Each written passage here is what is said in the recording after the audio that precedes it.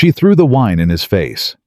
Red liquid dripped down Marcus's forehead, staining his white shirt, pooling in the collar his daughter had ironed that morning, because she wanted Daddy to look handsome for his date.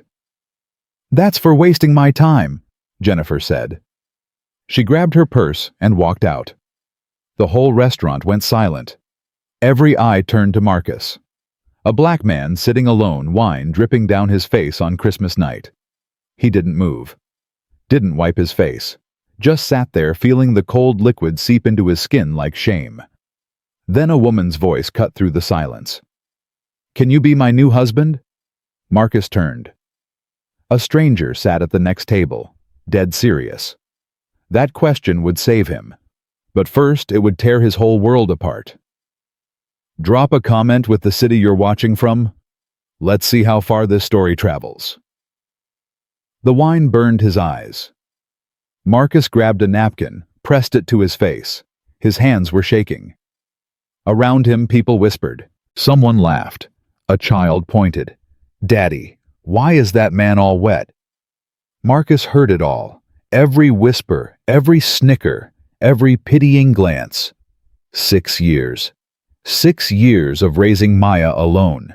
6 years of 16-hour shifts at construction sites, coming home with concrete dust in his lungs and barely enough energy to read his daughter a bedtime story. 6 years of failed dates, failed attempts, failed everything.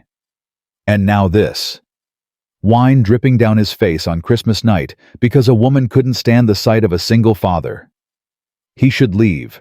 Should walk out right now. But his legs wouldn't move. His phone buzzed in his pocket. He pulled it out with wet fingers. Maya's face filled the screen. A video call from his sister's house. He couldn't answer.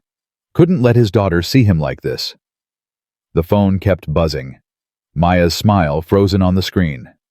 The gap-toothed grin she'd had since losing her front tooth last month. Nicole's eyes staring back at him from their daughter's face. He declined the call. "Can you be my new husband?" Marcus's head snapped up. A woman sat at the table behind him, dark hair pulled back tight, sharp jawline, blazer that cost more than his monthly rent. She held a wine glass in her hand, completely still, watching him like she'd been studying him all night. "What did you say?" "You heard me." She didn't blink. "Can you be my new husband?" Marcus stared at her. Wine still dripping down his neck, napkin clutched in his fist. "Lady, I don't know if you noticed, but I just got wine thrown in my face." "I noticed." "And you're asking me to marry you."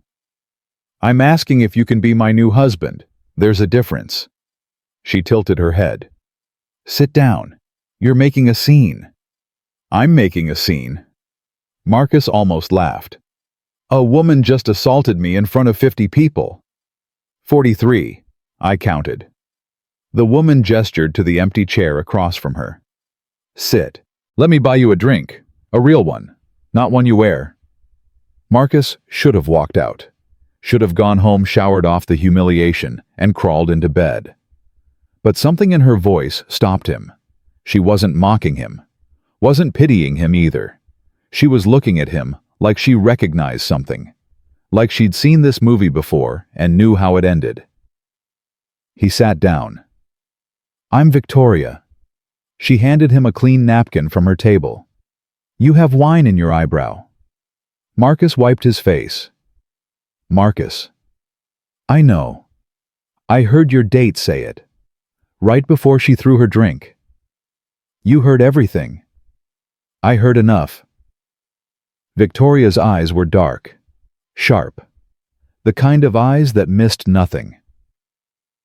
"I heard you show her a photo of your daughter. I heard her say, what was it? I don't do single dads. I heard you try to explain. I heard her tell you that you come with baggage." Marcus's jaw tightened. "That's none of your business." "You're right, it's not." Victoria picked up her wine glass, took a slow sip, set it down. "But I'm making it my business." "Why?" "Because I know what it's like." Her voice dropped. "To be rejected for something you can't control. To watch someone's face change the moment they learn the truth about you. to feel like you'll never be enough no matter how hard you try. Marcus said nothing. How old is your daughter? Victoria asked. 7. What's her name? Maya. Pretty name. Victoria's finger traced the rim of her glass. How long have you been alone? 6 years, since my wife died. How? Marcus's chest tightened. He never talked about this, never. But something about this woman, this strange, intense, overdressed woman, made him want to answer. Car accident. She was driving home from her sister's house. Some drunk ran a red light. Hit her driver's side doing 60. He swallowed. She was dead before the ambulance got there. Maya was 13 months old. She doesn't remember her. Victoria's face didn't change. No pity. No awkward sympathy. Just understanding. I'm sorry, she said. That's brutal. Yeah. And you've been raising her alone since then. My sister helps, but yeah, it's mostly me. Marcus looked down at the wine-stained napkin in his hands. I work construction, 12-hour days when I can get them. I drop Maya at school, pick her up, make dinner, help with homework, put her to bed. Then I do it all again. When do you sleep? When she sleeps. When do you live? Marcus looked up at her. I don't, not really. Haven't for 6 years. Victoria nodded slowly, like she'd expected that answer. I'm 37 years old, she said. I built a software company from nothing. Started in my garage with $3,000 and a laptop that overheated every 2 hours. Now I have 200 employees and offices in 3 cities. I work 80 hours a week. I haven't taken a vacation in 4 years. I don't remember the last time I ate a meal that wasn't at my desk. Congratulations. It's not a brag, it's context. Victoria's jaw tightened. Because despite all of that, despite the money, the success, the corner office, with the view, I'm alone. Just like you. You're rich and successful. You can't be that alone. Money doesn't buy company. It buys people who want something from you. Victoria's voice went hard. Every man I've dated in the last 5 years wanted one of 2 things, my money or my connections, usually both. They'd pretend to care, pretend to listen, pretend to want me. But the moment they got what they needed, an investment, an introduction alone, they disappeared. Marcus studied her face. For the first time he saw cracks in the armor, tiny lines around her eyes, a tightness in her jaw that spoke of years of disappointment. So you're rich and lonely, he said. That still doesn't explain why you asked me to be your husband. Victoria took a breath. Then she said it. I can't have children. The words hung in the air. Medical condition. Found out 5 years ago. Something wrong with my... She waved her hand. Doesn't matter what. Point is, it's permanent. Irreversible. No amount of money can fix it. I'm sorry. Don't be sorry. Be understanding. Victoria's eyes locked onto his. Because here's what happened when I told my fiancé. We were 3 weeks from the wedding. I'd finally gotten the courage to tell him the truth. And you know what he said? Marcus shook his head. He said, I want a real family. Victoria's voice stayed steady, but Marcus could hear the blade underneath. A real family. Like I was offering him a fake one. Like a family with me wouldn't count because I couldn't give him a biological child. That's what men do. Victoria cut him off. They leave, or they stay and treat me like I'm damaged goods, like I'm a car with a faulty engine. Nice to look at, but not worth the investment. Marcus thought about Jennifer. The look on her face when she saw Maya's photo. The disgust. The immediate calculation, this man has a child, therefore, this man is not worth my time. That woman who threw wine at you, Victoria said. She rejected you because you have a daughter. I keep getting rejected because I can't have children. Do you see the irony? Marcus saw it, clear as day. You have what I want and can never have, Victoria continued. A child, a family, someone to come home to. And I have what you need, someone who won't run away because you're a father.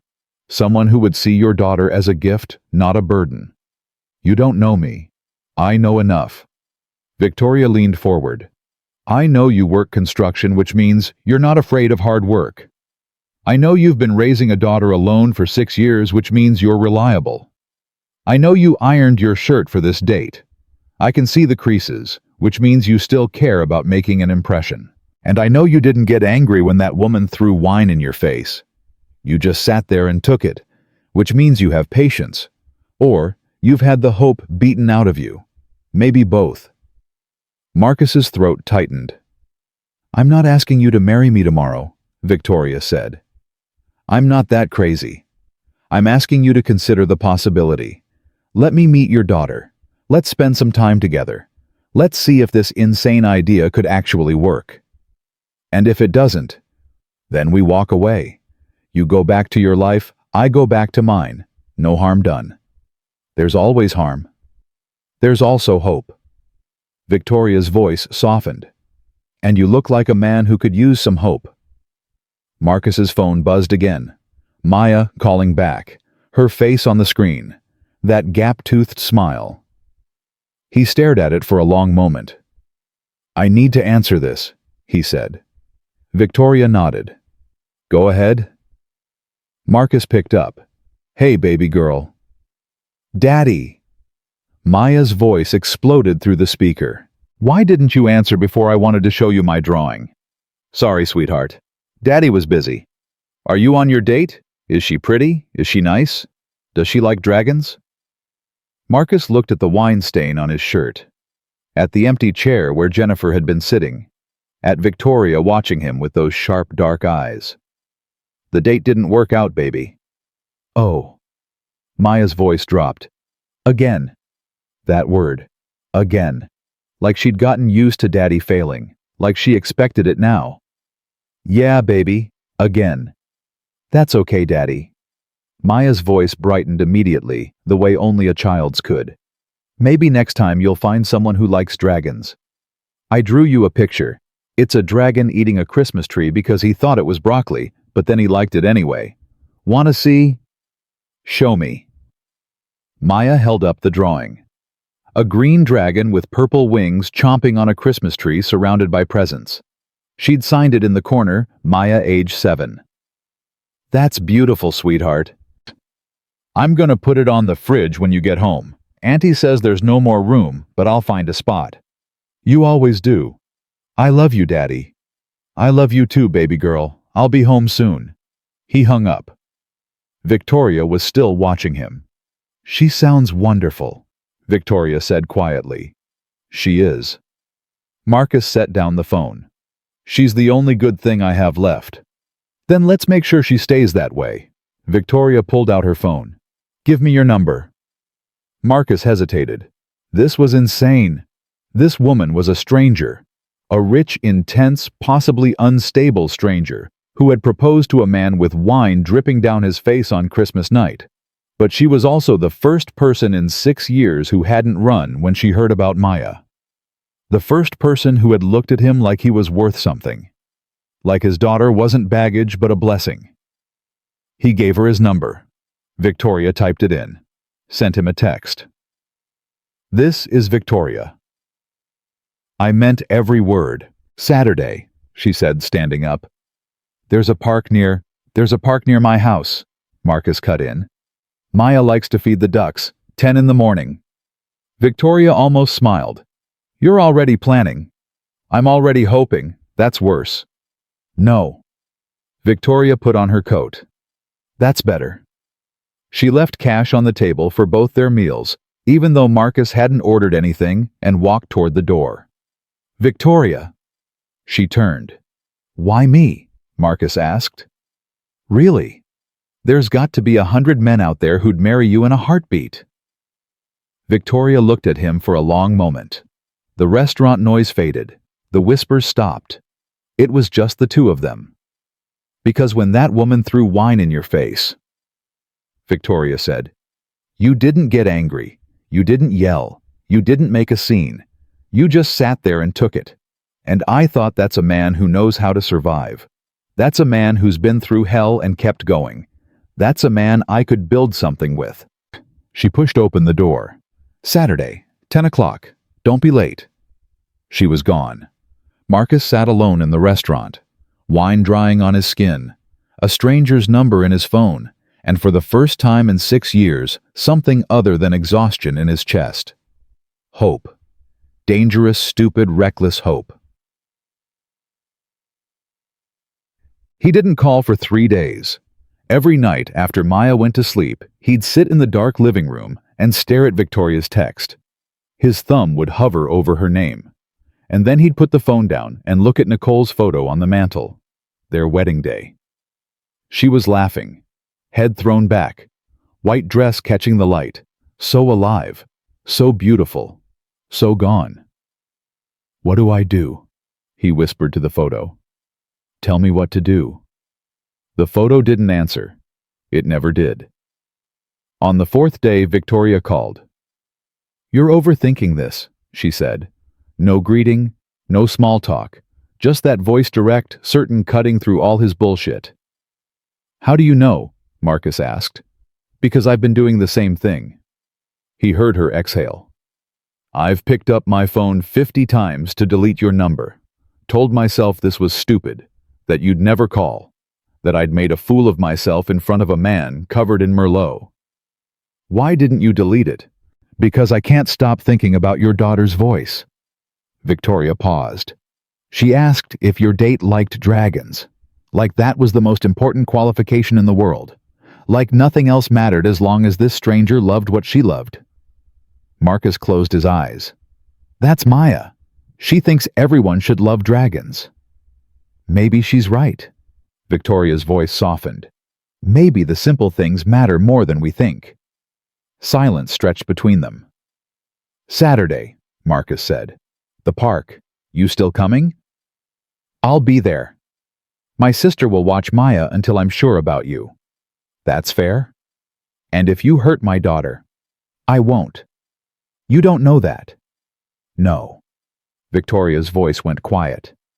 "But I know what it's like to be hurt, and I would never do that to a child, to any child, especially not one who believes in dragons." Marcus wanted to believe her, wanted it so badly his chest ached. 10 o'clock, he said. "Don't be late." "I'm never late," she hung up. Marcus sat in the dark for a long time. Nicole's photo watching him from the mantel, Maya's drawings covering the refrigerator, the house full of ghosts and memories, and a silence that never seemed to lift. Then he did something he hadn't done in 6 years. He prayed. Not to God, not to the universe, just to Nicole, wherever she was.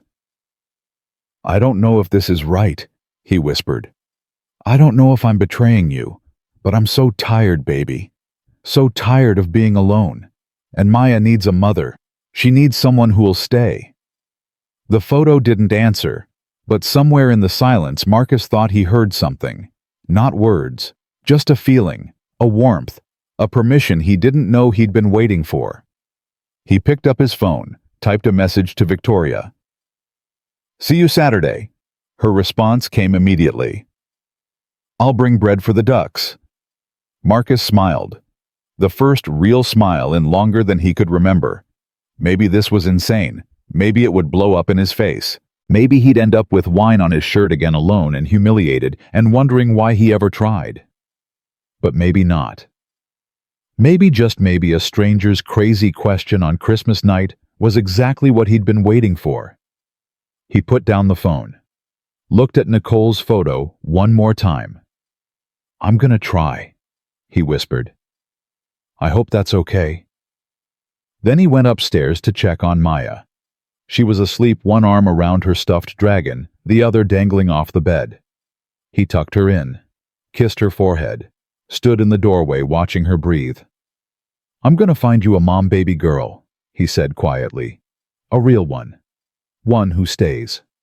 Maya stirred, mumbled something about dragons, then fell back asleep. Marcus closed the door. Saturday was 3 days away.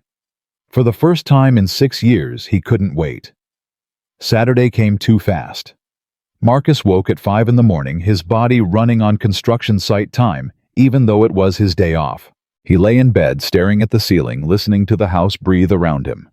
The creak of old pipes, the hum of the refrigerator downstairs, Maya's soft snoring through the wall. In 3 hours, Victoria would be here. He got up, showered, stood in front of his closet for 20 minutes trying to figure out what to wear to meet a woman who'd proposed to him while he had wine dripping down his face. Nothing felt right. He finally settled on jeans and a blue sweater, the one Maya said made him look like a teddy bear. He went downstairs, made coffee, and sat at the kitchen table watching the sun come up through the window. Nicole's photo watched him from the living room mantel.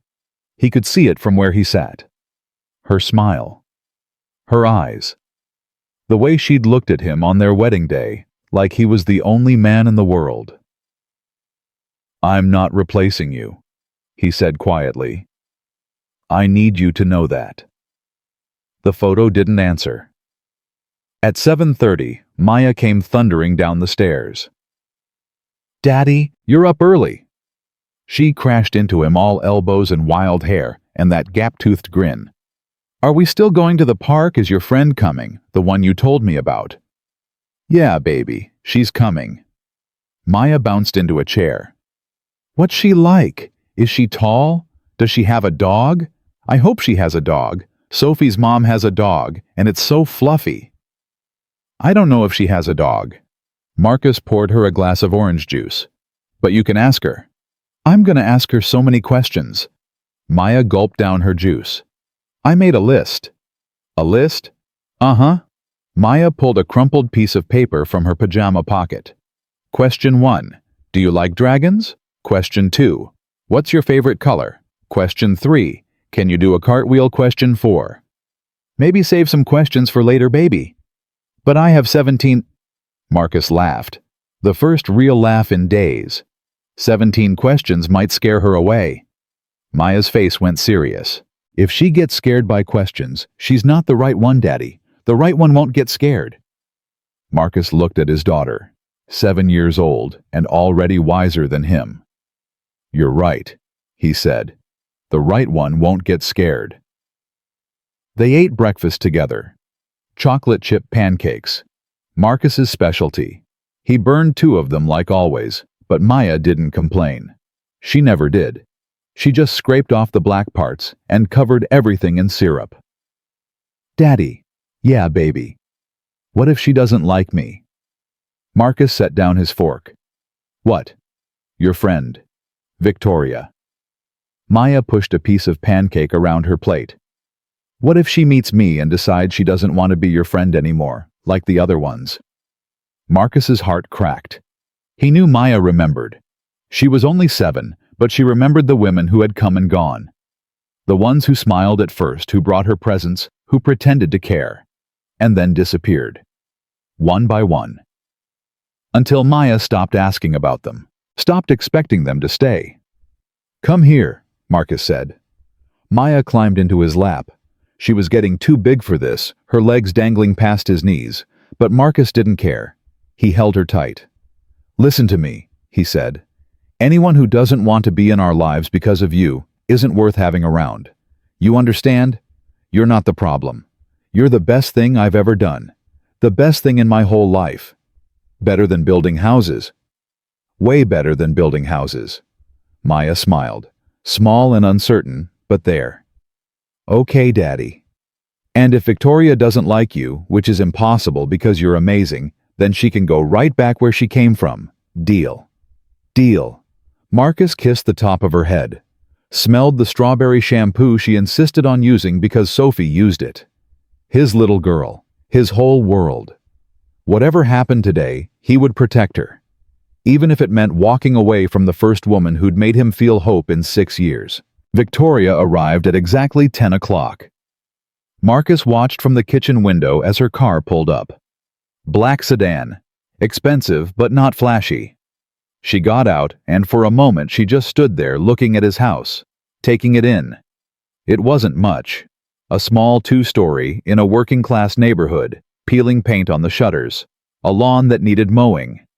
Maya's bicycle lying on its side in the driveway. Nothing like whatever mansion Victoria probably lived in. but she didn't seem to notice. Or if she did, she didn't care. She just smoothed down her sweater, picked up a paper bag from her passenger seat, and walked toward the door. Marcus opened it before she could knock. "You're here," he said. "I told you, I'm never late." Victoria held up the paper bag. "I brought bread for the ducks." "Maya will love that." "Where is she?" "Getting her shoes. She's been ready for an hour." Victoria almost smiled. "Nervous. Terrified." "Me too." They looked at each other. Two people standing on the edge of something neither of them fully understood. Two people who had been alone for so long they'd forgotten what it felt like to let someone in. "Daddy!" Maya's voice exploded from inside the house. "I can't find my other shoe." "Check under your bed," Marcus called back.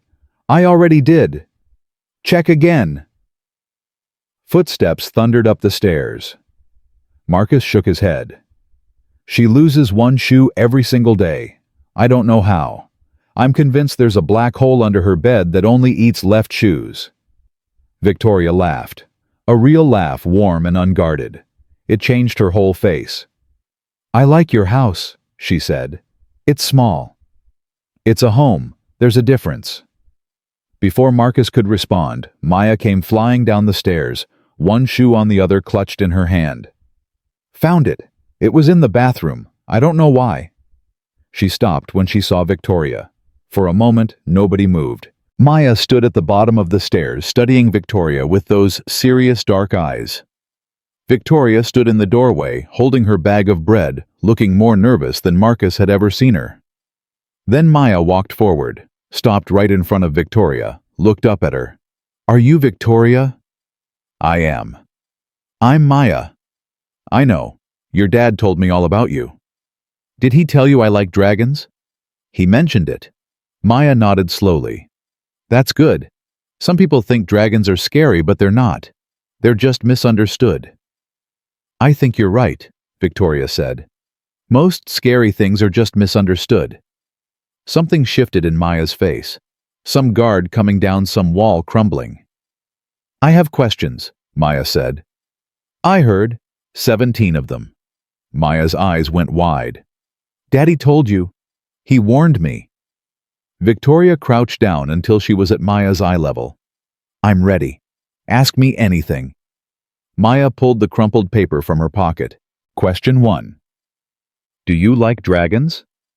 "Yes, especially the ones that breathe ice instead of fire." "Those are cool." Question 2. "What's your favorite color?" "Purple." "That's my second favorite." Question 3. "Can you do a cartwheel?"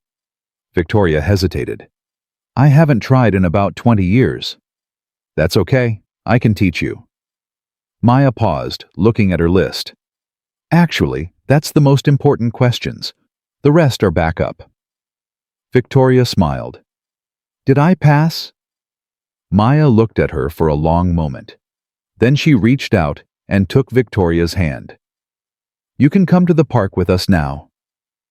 Marcus watched his daughter lead Victoria out the door. His chest felt tight, not with fear this time, with something else. Something that felt dangerous because it felt so much like hope. The park was 3 blocks away. Maya insisted on walking, holding Victoria's hand the whole way. She talked non-stop about school, about her best friend Sophie, about the dragon book she was reading, about the duck at the pond, who she'd named Gerald because he looked like a Gerald. Victoria listened to every word, asked questions, laughed at the right moments, never once looked at her phone or checked her watch. Marcus walked beside them watching, waiting for the mask to slip, waiting for Victoria to get bored, to check out, to reveal that this was all an act. It didn't happen. At the pond, Maya grabbed the bag of bread and ran ahead. "Gerald, I'm back. I brought food." A fat mallard waddled toward her, quacking loudly. Maya threw bread chunks at him, giggling when he tried to catch them mid-air and missed. "She's incredible," Victoria said quietly. "She's everything." "How do you do it?" "Work construction all day and then come home and be everything she needs." Marcus shrugged. "You just do it. You don't think about it. You don't have a choice. There's always a choice. Not when you're a parent, not when someone's counting on you. Marcus watched Maya chase Gerald around the pond's edge. When Nicole died, I thought about giving up. For about 5 minutes. Then Maya cried, and I had to feed her, and there was no more time for giving up. There was just the next thing, and the next thing, and the next. Victoria was quiet for a moment. That's how I built my company. One next thing at a time. Wake up, work, sleep, repeat, for 10 years. Did you ever want to quit? Every day.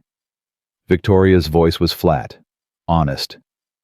Every single day I wanted to walk away, but I couldn't. Because if I stopped, everything I'd built would disappear. And then, what would I have? Nothing. Just an empty apartment and a medical condition that means I'll never have what really matters. Marcus looked at her, really looked. Past the expensive clothes and the confident posture, past the sharp eyes and the sharper tongue. He saw something underneath. Something familiar. Loneliness. The same loneliness he carried around like a second skin. Maya's mom wanted more kids, Marcus said. We talked about it all the time. A big family. Chaos and noise and love everywhere. That's what she said. And then she died. And then she died. And it was just me and Maya. And every time I look at my daughter, I see her mother's face, and I remember everything we were supposed to have, everything we lost. Victoria didn't offer comfort, didn't say sorry, just stood there shoulder to shoulder with him watching Maya feed the ducks. I would have been a good mother, Victoria said finally. I know I would have. I would have done everything right, read all the books, taken all the classes, been there for every moment. But I'll never get the chance to prove it. You could still, don't. Victoria's voice sharpened. Don't say I could adopt. Don't say there are other options. I've heard it all. From my mother, my sister, every well-meaning friend who thinks they know what's best for me. I wasn't going to say that. Victoria looked at him. What were you going to say? Marcus watched Maya for a long moment. His daughter laughing in the sunshine, covered in breadcrumbs, happier than she'd been in months. I was going to say that being a mother isn't about giving birth. It's about showing up, every day, even when it's hard, especially when it's hard. Victoria's eyes glistened. She blinked rapidly, looking away. You're not what I expected, she said. What did you expect? I don't know. Someone harder maybe. Someone with more walls. I have walls. Marcus's voice was quiet. You just can't see them yet. Maya came running back out of breath and beaming. Gerald ate all the bread. He's so fat now. I think he might explode. Ducks don't explode, baby. How do you know? Have you ever seen a duck eat that much bread? Marcus laughed. Fair point. Maya turned to Victoria. Do you want to see my room? I have a lot of drawings. Daddy puts them all on the walls because he says every piece of art deserves to be seen, even the bad ones. Marcus opened his mouth to say, maybe another time, but Victoria spoke first. I'd love to. They walked back to the house. Maya talked the whole way, her small hand still clutching Victoria's like she was afraid to let go. Marcus watched them. The woman who'd proposed to him on Christmas night. The daughter he'd raised alone for 6 years. Walking together like they'd known each other forever. Something was happening. Something he couldn't control. Something that terrified him because it felt so much like the beginning of something real. Maya's room was chaos. Beautiful, colorful, overwhelming chaos. Drawings covered every surface. Dragons and castles and rainbows and families, stick figures holding hands under smiling suns. Some were taped to the walls. Some were pinned to a corkboard. Some had spilled onto the floor, a carpet of crayon and imagination. Victoria stood in the doorway, taking it all in. Wow, she breathed. I know it's messy, Maya said quickly. Daddy tells me to clean up, but I keep making more and there's no room. It's not messy. It's wonderful. Victoria stepped inside, moving carefully between the piles of art supplies. You made all of these? Uh-huh. That one's my favorite. Maya pointed to a drawing taped above her bed. A dragon with purple wings breathing fire at a castle. I made it for my mom. Marcus's heart stopped. Your mom? Victoria's voice was careful, gentle. My mom in heaven. Maya's voice stayed light, matter-of-fact, the way kids talk about things too big for them to understand. She died when I was a baby. I don't remember her. But Daddy shows me pictures, so I know what she looked like. Victoria glanced at Marcus. He couldn't read her expression. She was very beautiful, Victoria said. I saw the photos downstairs. Daddy says I have her eyes. You do. Maya beamed. Then her face went thoughtful. Victoria. Yes. Do you have a mom? I did. She died when I was 12. Maya's eyes went wide. You remember her? Every day. Was she nice? The nicest. Victoria's voice thickened. She used to make me hot chocolate when I was sad. Real hot chocolate with whipped cream and cinnamon. And she'd sit with me and let me talk about whatever was bothering me, even if it was silly, even if it didn't matter. That's what Daddy does. Maya moved closer to Victoria. He makes me hot chocolate when I'm sad. But he burns the milk sometimes. Marcus made a sound that was half laugh, half sob. Thanks for that, baby. It's okay, Daddy. I still drink it.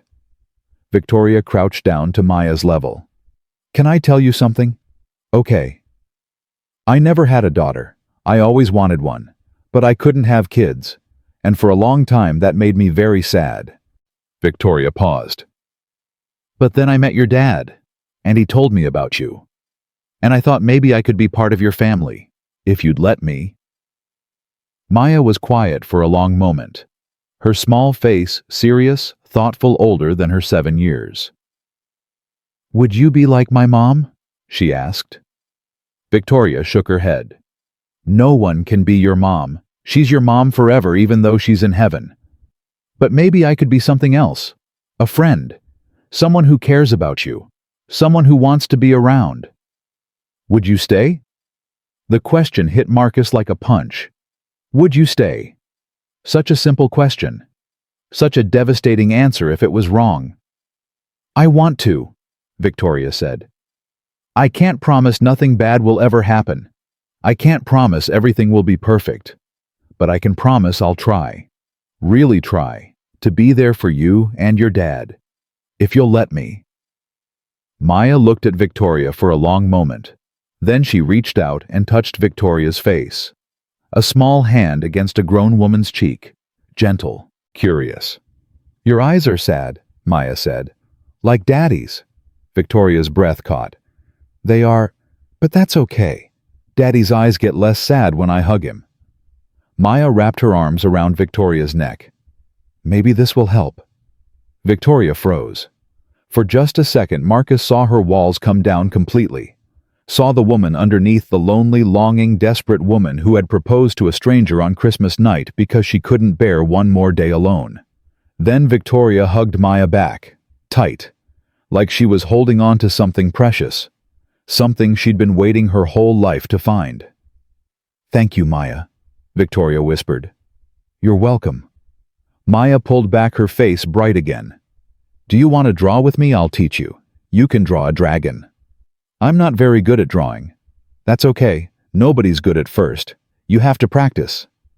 They sat on the floor together. Maya handed Victoria paper and crayons, directing her with the seriousness of a master artist. No, the wings go up, like this, and the fire has to be orange and red, not just red because fire has lots of colors. Marcus leaned against the doorway watching them. His daughter, and this stranger. Drawing dragons on the floor of a room covered in dreams. His phone buzzed. A text from his sister. How's it going? Marcus looked at Victoria, tongue poking out in concentration as she tried to draw a dragon wing.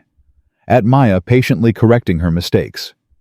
At the two of them, heads bent together over a piece of paper, already building something neither of them could name. He typed back, better than I expected. His sister's response was immediate. "Don't screw this up." Marcus almost laughed. He pocketed his phone and went downstairs to make lunch. He stood at the stove making grilled cheese sandwiches, Maya's favorite, and listening to the sounds from upstairs. Maya's laughter, Victoria's voice asking questions, the scratch of crayons on paper. It sounded like family. The thought hit him so hard he had to grip the counter to steady himself. How long had it been since this house sounded like a family? How long since there'd been laughter from Maya's room, a woman's voice mixing with his daughter's? 6 years. 6 years of silence and routine and just getting through. 6 years of being everything to Maya and nothing to himself. He looked at Nicole's photo on the mantel, still watching, still smiling, still frozen in that perfect moment. "Is this okay?" he asked quietly. "Tell me this is okay?" The photo didn't answer. But Marcus thought he felt something. A warmth in his chest. A loosening of the guilt he'd been carrying like stones. Maybe it was his imagination. Maybe it was just hope playing tricks on him. But standing there listening to his daughter laugh upstairs, smelling the grilled cheese on the stove, Marcus felt something shift inside him. Not forgetting Nicole. Never that. But maybe making room. Just a little. For something new. Victoria stayed for lunch. Then she stayed to help Maya finish her dragon drawing. Then she stayed for dinner because Maya begged her to, and Marcus couldn't say no. "Please, Daddy, please. She hasn't even seen my dragon book collection." Maya Victoria probably has somewhere to be. "I don't," Victoria said. "I'd love to see the dragon book collection." So she stayed. And after dinner she sat on the couch while Maya brought out book after book explaining the different types of dragons, their powers, their weaknesses, which ones were friendly, and which ones would definitely eat you. "This one is a frost dragon. They live in mountains, and they're actually really nice if you bring them fish. But this one..." Maya held up another book. "This one is a shadow dragon. They're the scary ones. But I don't think they're really scary. I think they're just lonely. Like they live in the dark all the time, so they don't know how to be nice." Victoria looked at the shadow dragon on the page. Black scales, red eyes, surrounded by darkness. "Maybe they just need someone to show them how," Victoria said quietly. "That's what I think." Maya bounced excitedly. "I'm gonna write a story about a shadow dragon who makes a friend and learns to be nice. Daddy's gonna help me." "I am." "You said you'd help me with my stories, Daddy. Remember, I said I'd help you with your homework." Stories are like homework. They have words and sentences and everything. Marcus sighed. "Can't argue with that logic." Victoria laughed. That warm, unguarded laugh that made her look 10 years younger. Maya grinned at her like she'd won a prize. By 8 o'clock, Maya could barely keep her eyes open. She'd fought bedtime for an hour, insisting she wasn't tired, but her yawns told a different story. "I'll put her down," Marcus said. "Can Victoria say goodnight?" Maya mumbled. "Please." Marcus looked at Victoria. She was already standing. They went upstairs together. Maya brushed her teeth, put on her dragon pajamas, and climbed into bed. Marcus tucked her in, the way he'd done every night for 6 years, blanket up to her chin, stuffed dragon under her arm, kiss on the forehead. "Good night, baby girl." "Good night, Daddy." Maya's sleepy eyes found Victoria. "Good night, Victoria." Victoria moved closer, hesitated, then leaned down and kissed Maya's forehead right next to where Marcus had kissed her. "Good night, Maya. Sweet dreams." "Dream about dragons," Maya murmured. "The nice ones." "I will." Marcus turned off the light. He and Victoria stood in the doorway watching Maya's breathing slow, her small body relaxing into sleep. They went downstairs without speaking. In the living room, Marcus poured 2 glasses of wine, handed one to Victoria. They sat on the couch, careful distance between them. "She's incredible," Victoria said finally. "You've done an amazing job with her. She makes it easy, most of the time. She asked if I would stay." Marcus's chest tightened. I heard. I meant what I said. I can't promise perfect, but I'll try. Victoria looked at him. If you want me to. I want you to. The words came out before Marcus could stop them. But they were true. He knew it now. After watching Victoria with Maya all day, after seeing the way she listened, the way she cared, the way she looked at his daughter like she was precious, he knew. This is fast, Victoria said. I know it's fast. You proposed to me 5 days ago. Fast is kind of our thing. Victoria smiled, but there was something underneath it, something uncertain. What's wrong? Marcus asked. I keep waiting for you to realize you made a mistake, to wake up and see that I'm not worth this. Victoria's voice went quiet. Every man I've ever been with has left, or stayed, and made me feel worse than if they'd gone. And I keep thinking this is too good. Something's going to go wrong. Marcus set down his wine, moved closer, took her hand. I'm not them, he said. How do I know that? You don't, just like I don't know if you're going to break my daughter's heart. Or mine. Marcus's thumb traced circles on her palm. But at some point we have to decide if the risk is worth it. If being scared forever is worse than taking a chance. Victoria's eyes glistened. I'm so tired of being scared. Then stop. It's not that simple. It can be. Marcus lifted her hand, pressed his lips to her knuckles. It can be exactly that simple. Victoria looked at him. For a long moment neither of them moved. Neither of them breathed. Then she leaned forward and kissed him. Soft. Careful. The kiss of two people who'd been hurt too many times and couldn't believe they were brave enough to try again. When they pulled apart, Victoria's eyes were wet. I should go, she whispered. It's late. Okay. But I'll be back. Saturday, if that's okay. It's okay. Marcus tucked a strand of hair behind her ear. It's more than okay. He walked her to the door, watched her get in her car, watched her drive away until her taillights disappeared around the corner. Then he went back inside, stood in the living room, looked at Nicole's photo. I like her, he said to the photo. I think you would too. The photo smiled back. That same frozen smile. But somehow it looked different tonight. Less like an accusation, more like a blessing. Marcus turned off the lights and went to bed.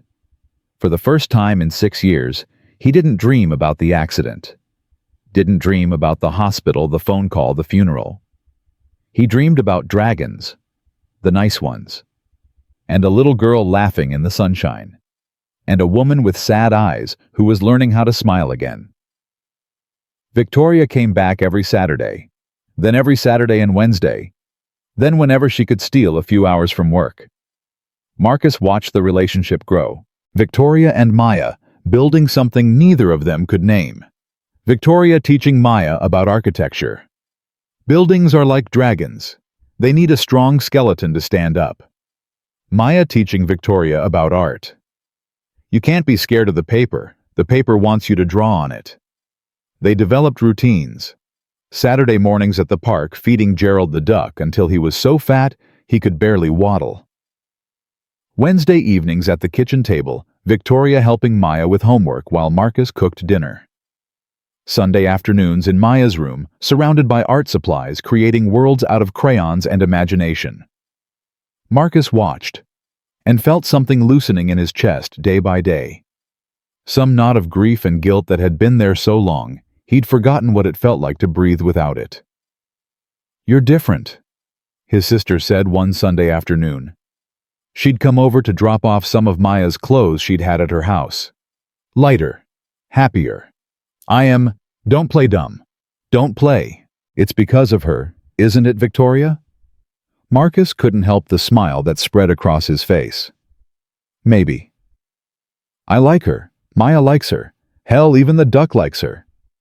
Denise squeezed his arm. Nicole would be happy for you. You know that, right? I'm starting to. But at night when Victoria went home and Maya was asleep, the doubts crept back. The memories, the guilt that whispered in his ear. You're replacing her, you're forgetting her, you're betraying everything you promised. One night, 2 months into whatever this was, Marcus sat in the dark living room and stared at Nicole's photo. I don't know what I'm doing, he whispered. I don't know if this is right. I don't know if I'm moving too fast or not fast enough. I don't know anything anymore. The photo didn't answer. It never did. But then a small voice came from the stairs. Daddy. Marcus turned. Maya stood at the bottom of the stairs clutching her stuffed dragon, her hair wild from sleep. What are you doing up, baby?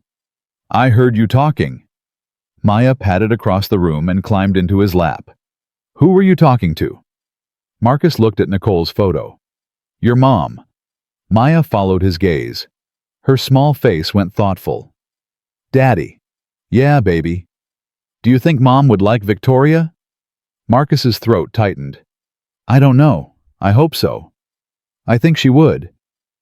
Maya snuggled against his chest. Because Victoria makes you smile, and Mom would want you to smile, right?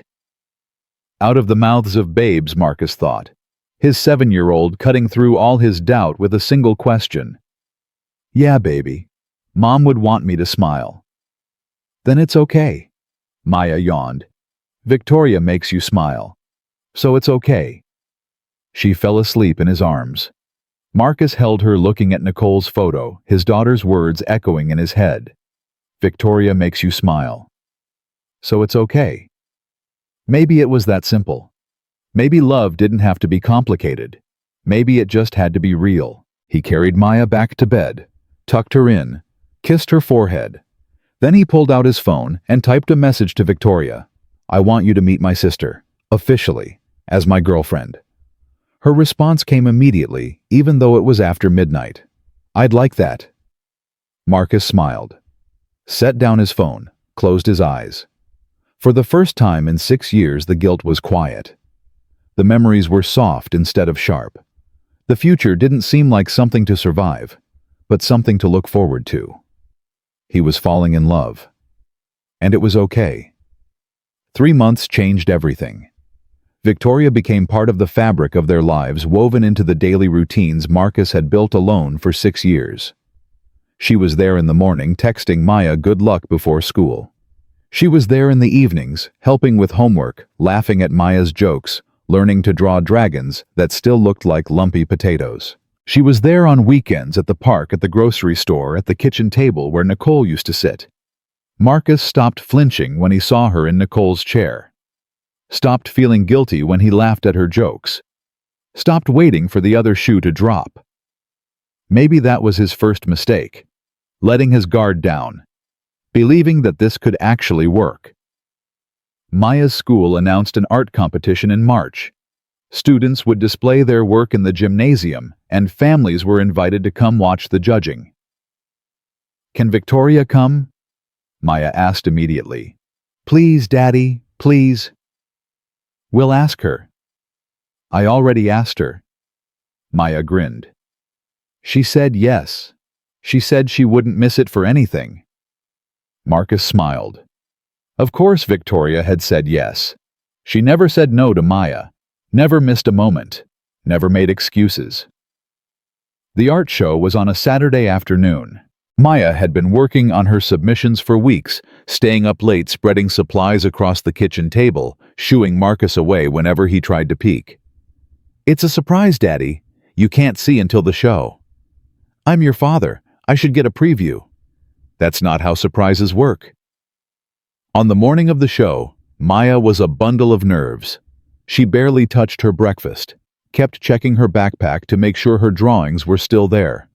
Changed her outfit 3 times. What if nobody likes them? She asked, her voice small. Marcus crouched down to her level. Then they're all blind, and we don't care what blind people think. Maya giggled. That's mean, Daddy. It's true. Your drawings are amazing. Everyone's going to love them. You have to say that. You're my dad. I don't have to say anything. I say it because it's true. Victoria arrived at noon carrying a bouquet of sunflowers. For the artist, she said, handing them to Maya. Maya's face lit up. She threw her arms around Victoria's waist. Thank you. Sunflowers are my favorite. I know, you told me. Victoria stroked Maya's hair. Are you ready for your big debut? I'm nervous. That's okay. All great artists are nervous before their shows. It means you care. They drove to the school together, Maya chattering in the back seat about which drawings she'd submitted, which ones she thought the judges would like, which ones she'd made just for fun. The gymnasium was packed when they arrived. Parents milled around clutching programs. Kids ran between displays pointing and laughing. Teachers tried to maintain order with varying degrees of success.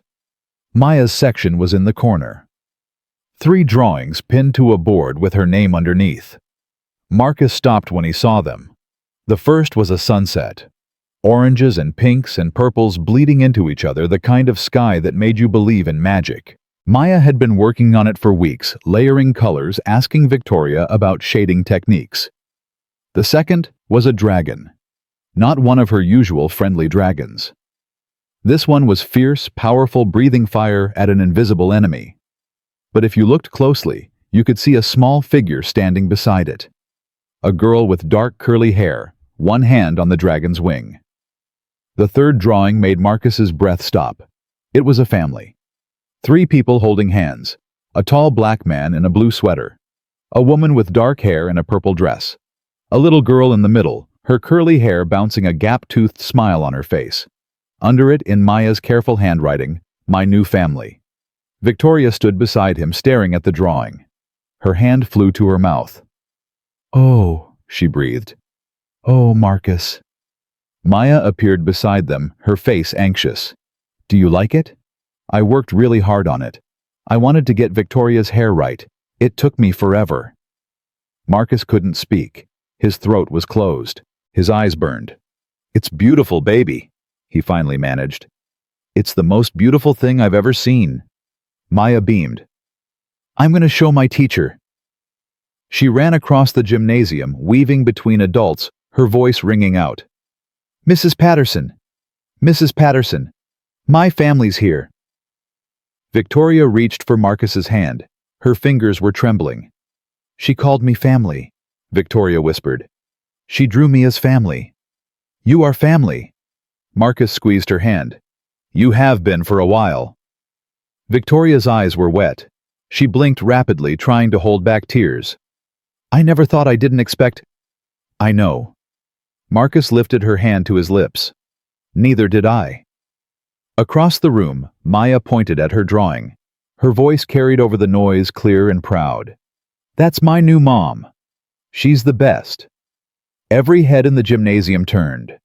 Marcus felt the shift, the sudden attention, the weight of dozens of eyes on him, on Victoria, on the drawing that proclaimed their new family to the world. "Marcus!" A voice behind him. A voice he knew. A voice that made his stomach drop. He turned. Rebecca stood there, Nicole's older sister, still wearing that same pinched expression, that same judgmental look she'd had since Nicole's funeral, when she'd told Marcus that her sister had deserved better. "Rebecca!" His voice came out strangled. "I didn't know you'd be here." "Sophie's in Maya's class. I'm here for my granddaughter's display." Rebecca's eyes moved to Victoria, then to the drawing on the wall, then back to Marcus. "So, this is what you've been up to." "Rebecca, this is Victoria. She's—" "I heard what she is." Rebecca's voice went cold. "Maya's new mom. That's what she said. Her new mom." Victoria stepped forward. "Mrs. Patterson, I'm not trying to replace—" "Don't." Rebecca held up a hand. "Don't you dare stand there and tell me what you're not trying to do. I know exactly what this is." Other parents were watching now, whispering. Marcus could feel their eyes, their judgment, their curiosity. "Rebecca, can we talk about this somewhere else?" "Why ashamed?" Rebecca's voice rose. You should be ashamed. Nicole's been dead for 6 years. 6 years. And you've already replaced her. Already got some other woman playing mommy to her daughter. That's not... I see the drawing, Marcus. Rebecca pointed at the wall. My new family. Like Nicole never existed. Like she doesn't matter anymore. Like you can just erase her and start over with whoever's convenient.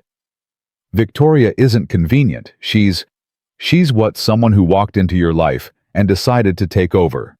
Someone who saw a lonely man with a child and thought she'd play house. Rebecca's eyes blazed. Nicole would be heartbroken. She'd be devastated. She loved you more than anything, and this is how you honor her memory, by parading around with some stranger. Marcus's chest tightened. The guilt he'd been fighting for months came roaring back, a wave of shame that threatened to drown him. Nicole would want me to be happy, he said, but his voice was weak, uncertain. Nicole would want you to be faithful. Rebecca stepped closer. She'd want you to remember her, to keep her alive for Maya, not to replace her with the first woman who showed interest. That's not fair. Fair, Rebecca laughed, a harsh, bitter sound. You want to talk about fair? My sister is dead. Marcus, dead. And you're here with your new girlfriend letting your daughter call her mommy like Nicole was just a placeholder until something better came along. Victoria's face had gone pale. Mr. Patterson, I understand your grief, but I would never. You don't understand anything. Rebecca turned on her. You're not Maya's mother. You're not part of this family. You're just some woman who saw an opportunity and took it. The gymnasium had gone silent. Everyone was watching. Parents, teachers, children. Marcus could feel their judgment, their disapproval, their whispered questions. Who is that woman? What happened to the little girl's mother? How could he bring someone new to his daughter's school? The shame was overwhelming. The familiar feeling of not being good enough, of failing, of being judged and found wanting. Marcus looked at Victoria. Her eyes were pleading with him. Say something. Defend me. Defend us. But the words wouldn't come. Instead, he heard himself say, Victoria's just a friend. The words fell out of his mouth like stones, heavy, final.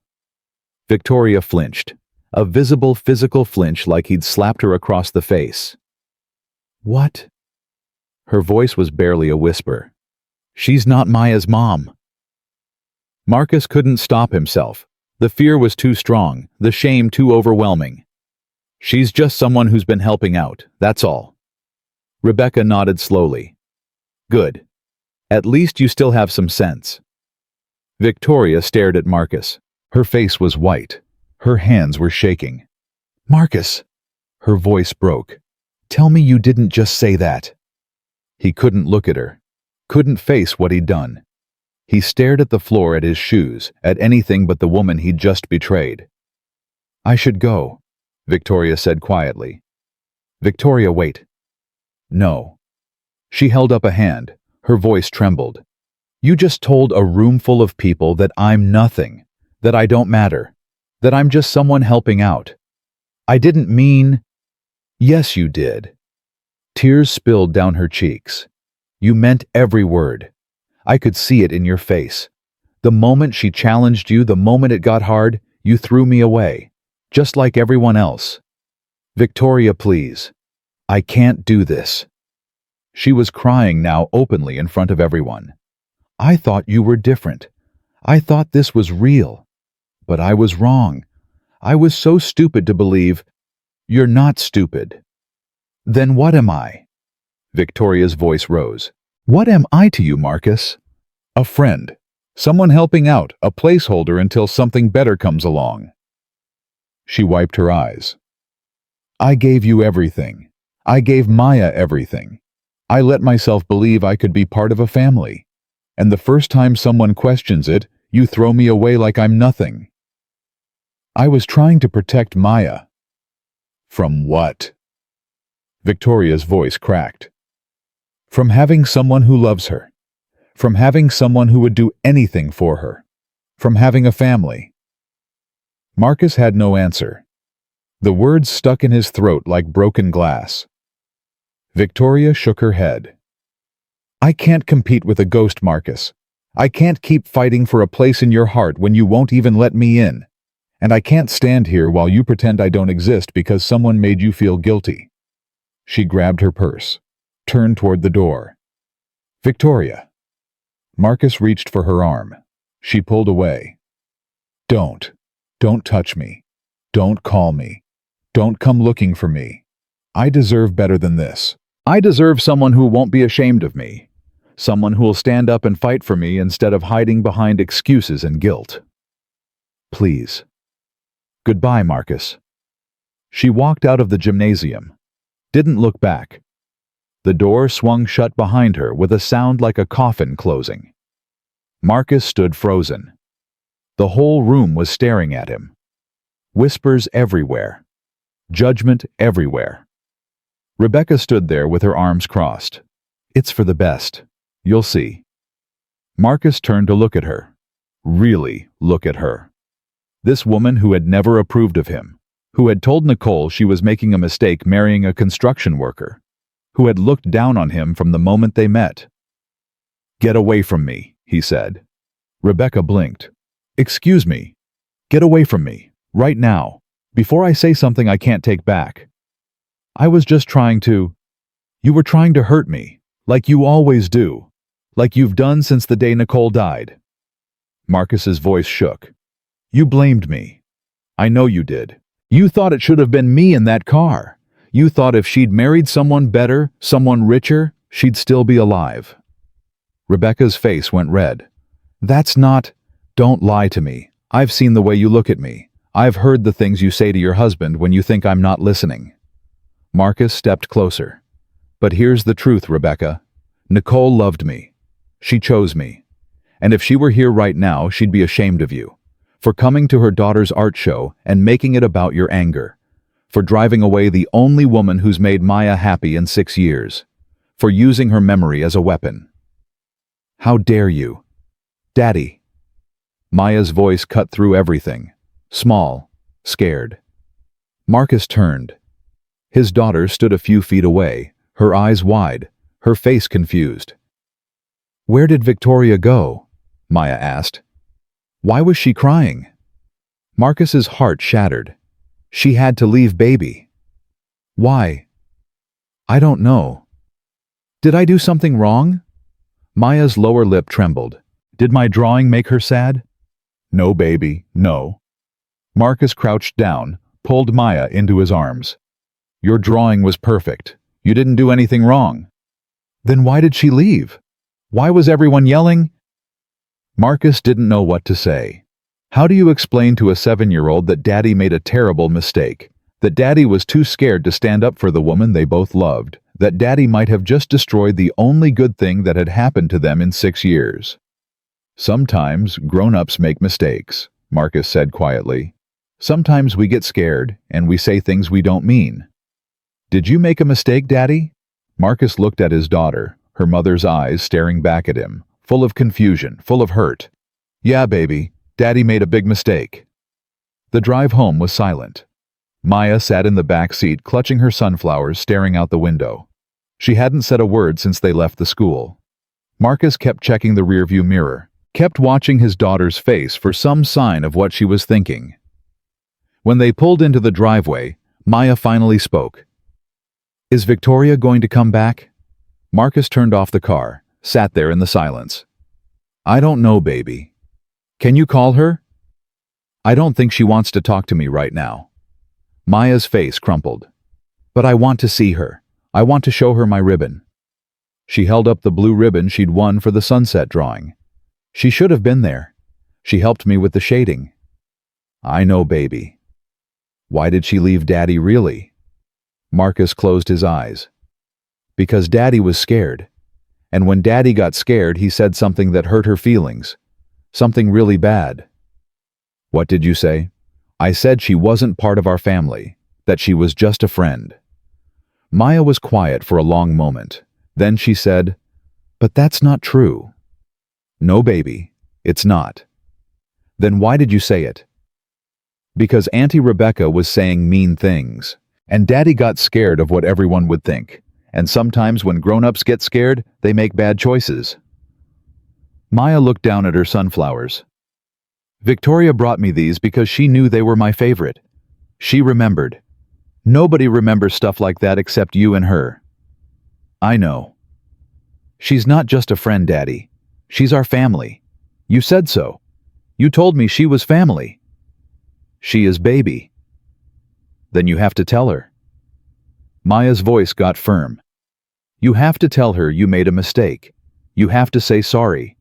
That's what you always tell me. When you hurt someone's feelings, you say sorry, and you try to fix it. Marcus looked at his daughter, 7 years old, and wiser than him. What if she doesn't want to hear it? You still have to try. Maya's chin lifted. That's what heroes do. They try even when it's hard. Marcus almost smiled. Almost. When did you get so smart? I was always smart, Daddy. You just don't pay attention. They went inside. Maya put her ribbon on the refrigerator next to all her other drawings. But the house felt different now. Emptier. The silence that Marcus had gotten used to after Nicole died was back heavier than before. Because now he knew what he was missing. That night, Marcus sat in the living room after Maya went to bed. He held his phone in his hand. Victoria's name on the screen. He should call. He knew he should call. But every time he started to press the button, Rebecca's words echoed in his head. Nicole would be heartbroken. Nicole would be devastated. Would she? Would Nicole really want him to spend the rest of his life alone? Would she really want Maya to grow up without a mother figure because Marcus was too scared to move on? He thought about their last conversation, the morning of the accident. Nicole had been running late, rushing around the kitchen looking for her keys. I love you, Marcus had said, just like he said every morning. Love you too. Don't forget Maya has a doctor's appointment at 3. I won't forget. And don't burn dinner again. I'm tired of ordering pizza. That was 1 time. 3 times, Marcus. It was 3 times. She'd kissed him on the cheek, grabbed her keys, walked out the door, and that was it. The last thing she'd said to him was about not burning dinner. Not I love you forever. Not wait for me. Not stay alone because no one could ever replace me. She'd said don't burn dinner because she'd expected to come home. She'd expected to have 1,000 more conversations, 1,000 more mornings, 1,000 more ordinary moments. She hadn't expected to die. Marcus looked at her photo on the mantel, the wedding day smile, the laughing eyes. What do I do? He whispered. Tell me what to do. The photo didn't answer. It never did. But in the silence, Marcus heard something. Not Nicole's voice, his own. The words he'd been too scared to say for 6 years. She's not coming back. She's never coming back. And you can either spend the rest of your life waiting for a ghost, or you can build something new. He picked up his phone, started to type a message to Victoria, then he stopped. A text wasn't enough. A phone call wasn't enough. After what he'd done, he needed to show up. He needed to stand in front of her and say the words. He needed to prove that he was willing to fight. Tomorrow. He would go to her tomorrow. He would apologize. He would tell her the truth, that he'd been scared, that he'd been wrong, that she was the best thing that had happened to him since Nicole died. He would fight for her, the way he should have fought today. Marcus put down the phone, turned off the lights, went to bed. But sleep didn't come. He lay awake for hours, staring at the ceiling, replaying the scene in the gymnasium over and over. The look on Victoria's face when he called her just a friend. The way her voice broke when she said, I deserve better. The sound of the door closing behind her. He'd done that. He'd caused that pain. He'd had everything he wanted right in front of him, and he'd thrown it away because he was scared. Around 2 a.m, Maya's voice came through the darkness. Daddy! Marcus turned. Maya stood in his doorway clutching her stuffed dragon. What is it, baby? I had a bad dream. He lifted the covers. Maya crawled in beside him, snuggling against his chest like she used to when she was smaller. What was the dream about? Victoria. She was leaving, and I kept calling her but she couldn't hear me, and then she was gone. Maya's voice trembled. I don't want her to be gone, Daddy. I know, baby. Me neither. You have to fix it. You have to bring her back. Marcus kissed the top of Maya's head. I'm going to try. Promise? I promise. Maya was quiet for a moment. Then she said, Mommy would like Victoria. Marcus's chest tightened. You think so? Yeah, Victoria's nice. She makes you smile. Mommy would want you to smile. The same thing Maya had said months ago. The same simple truth that Marcus kept forgetting. You're right, baby. Mommy would want me to smile. So you have to bring Victoria back, so you can smile again. Marcus held his daughter tight. This little girl who had lost her mother before she could remember her. This little girl who had finally found someone to fill that empty space. This little girl who was teaching her father how to be brave. I'll bring her back, Marcus promised. No matter what it takes. Maya fell asleep in his arms. Marcus stayed awake watching her breathe, listening to the silence of the house. Tomorrow he would go to Victoria. Tomorrow he would apologize. Tomorrow he would fight for his family. But tonight, he held his daughter and mourned the mistake he'd made. The worst mistake of his life. The mistake that might have cost him everything. The next week was the longest of Marcus's life. He called Victoria. She didn't answer. He texted her. She didn't respond. He went to her office. The receptionist told him Ms. Chen wasn't available. The security guard escorted him out. He went to her apartment, knocked on her door for 20 minutes. No one answered, but he could see the lights on inside. She was there. She just wouldn't open the door.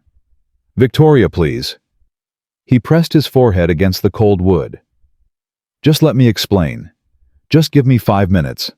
I know I don't deserve it. I know I hurt you.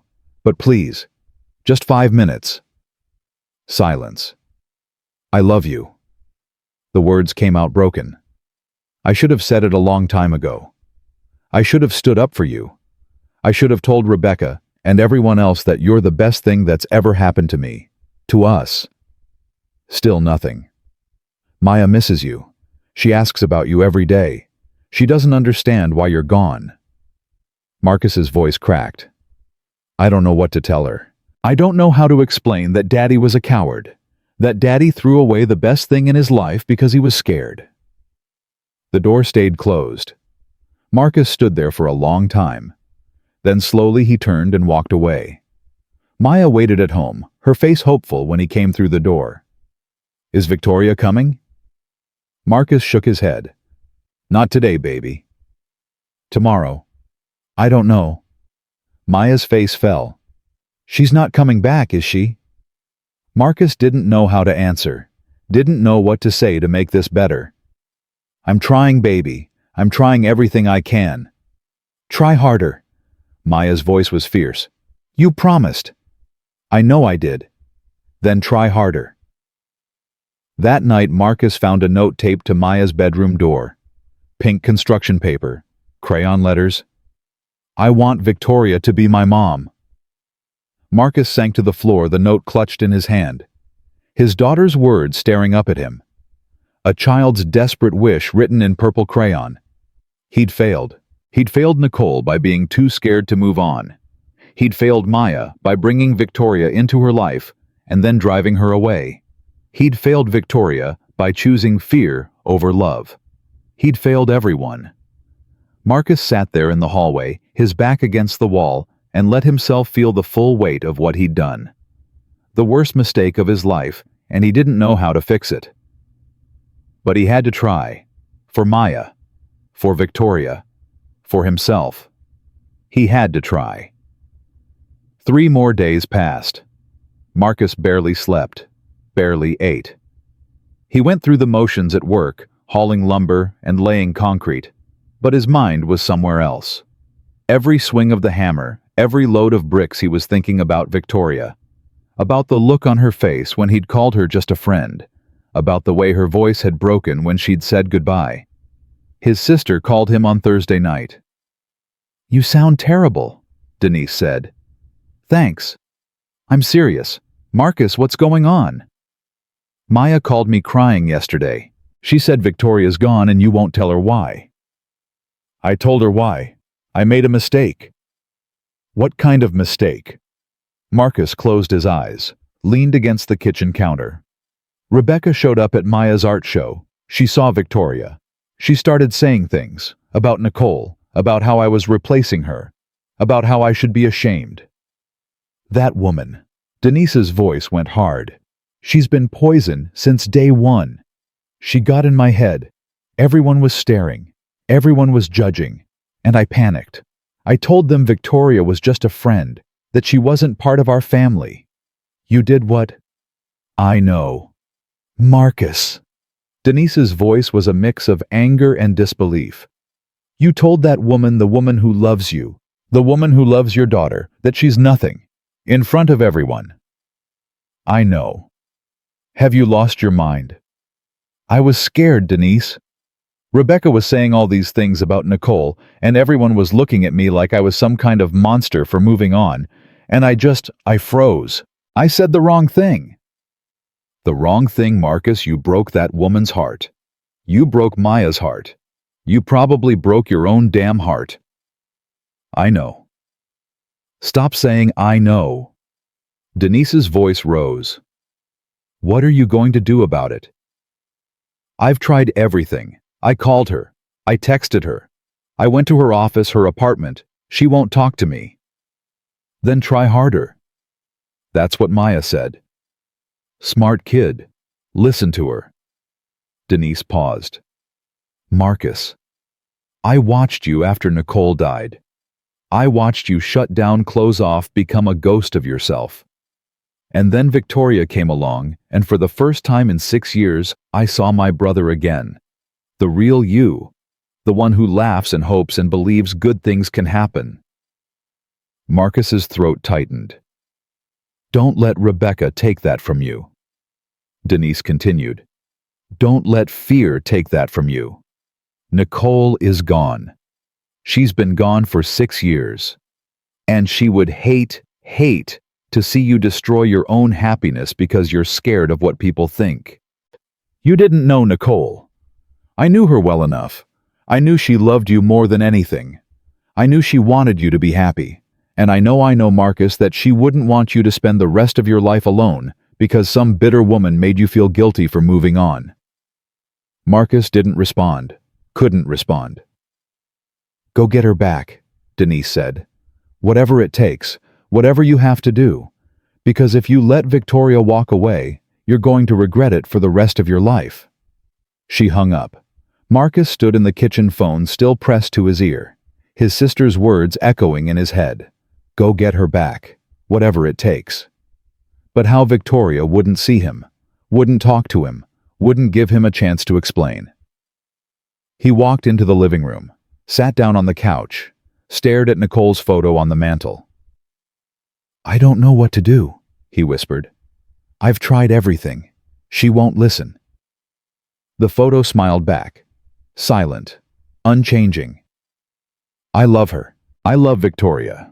And I know that might seem like a betrayal to you, but I need you to understand you're always going to be in my heart. You're always going to be Maya's mother. Nothing will ever change that." His voice broke. "But you're not here.